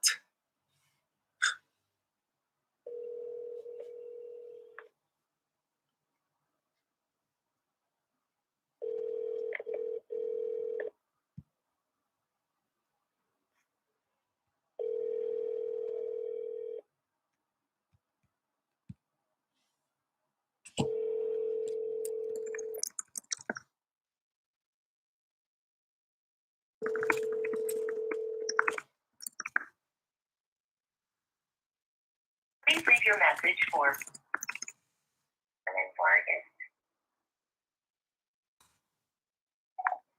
Hey, Carmen. This is Derek. Message is too short. Record your message after the tone. Simply hang up when done. Or for delivery options, press the pound sign. Hey, Carmen. This is Derek. I think we might have just got disconnected a moment ago. If you recall, me and you have been going back and forth a little bit about your property over on Wellington Streets. Last we spoke, I know that you and your husband are in the process of just doing the renovations yourself and looking to list it on market after all the renovations are complete. But just as a reminder, very interested in possibly buying the property in its as is condition if this is something that you and your husband were interested in. I know that it would have to be, somewhat attractive to you guys in order to, you know, to not take the direction that you guys are already going and doing the renovations yourself. So I completely understand that. Just want to kind of get a feel for if there was a number in mind that you guys had where you would feel comfortable selling it in its as is condition. I'd love to kind of bring that back to my underwriter and see if we may be able to come upwards of your asking price. So this is my direct line here. Again, my name is Derek. And the line, in case it didn't pop up on caller ID, is 832-532. And give me a shout one way or another. Let me know, stop calling me, or let me know if there's a number in mind that you guys would be comfortable with selling the property in its as is condition. Talk to you soon.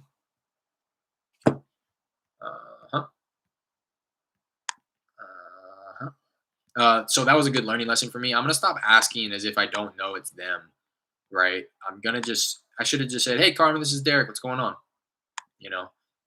As opposed to, hey, Carmen, because that's how I start my cold calls. So that's kind of just what I've been in the,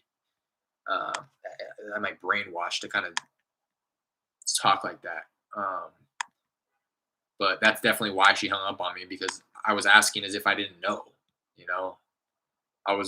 I asked as if I was trying to confirm if I was speaking to the person that I was, in fact, trying to get a hold of. Um,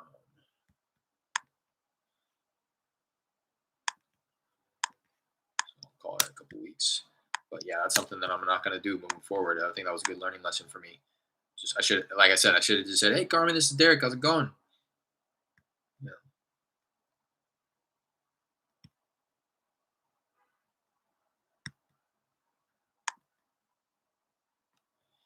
Guillermo, no plans now. Thinking towards end of 2021 or beginning of 2022. Getting things in line with the girlfriend. Place is a fixer-upper. Him and his girlfriend want to move to Crosby and lease something. He asked for a call back around February or March. Wants to get his affairs in order, and his girlfriend just graduated and started a new job. He's trying to move up in his company as well. He also inherited the property. Hasn't discussed price with his girlfriend yet. Last spoke with him about 2 months ago. He asked for a call in February or March. To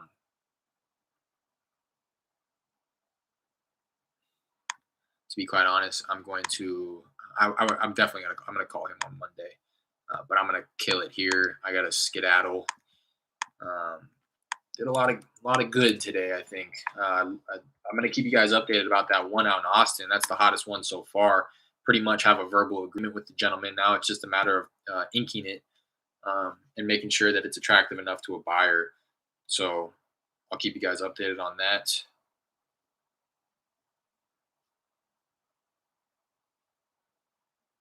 Brandon hasn't gotten back to me. Let me see if he emailed me back.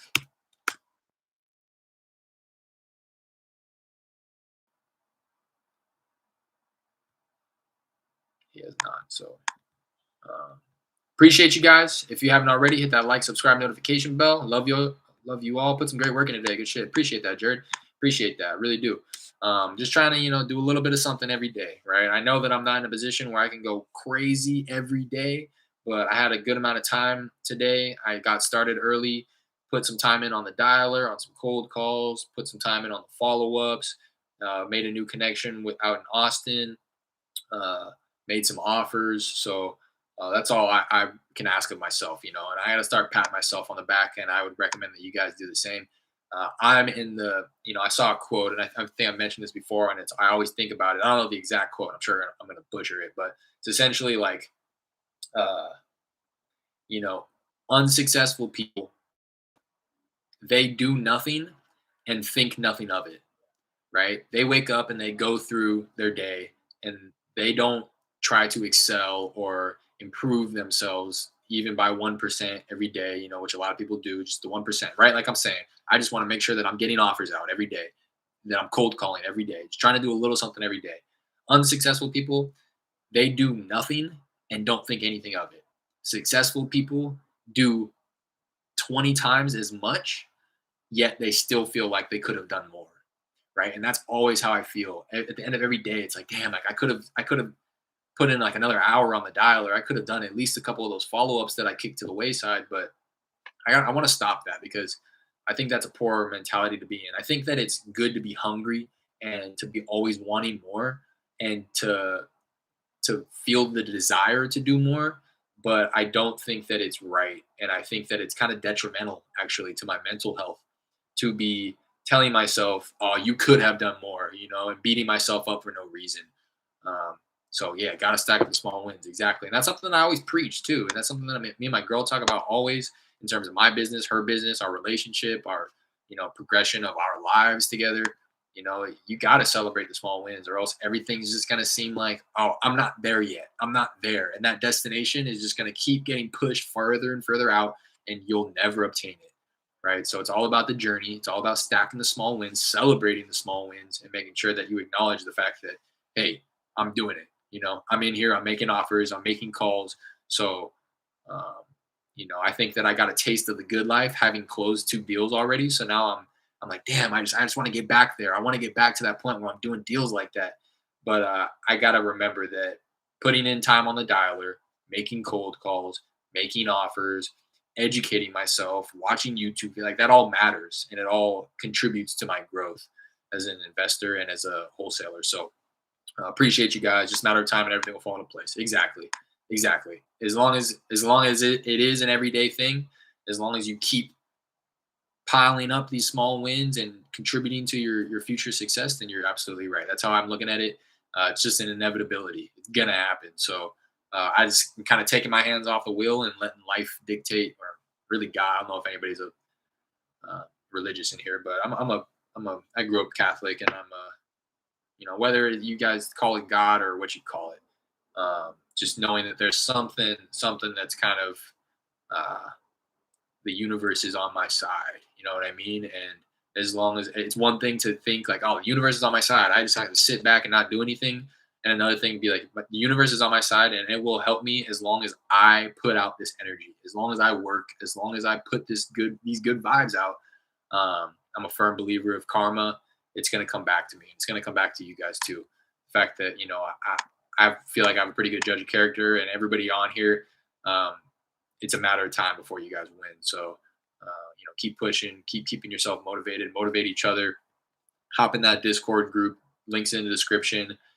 That's really what my goal is. Again, with that, is to just create a central hub for us to continue motivating each other, continue pushing each other to do more, not in a negative way, but in a way of motivating. Like I don't really feel like hopping on the dialer. It's like, nah, man, hop on the dialer. Like even if it's just a few contacts, even if it's just a few no's, like do a little something every day.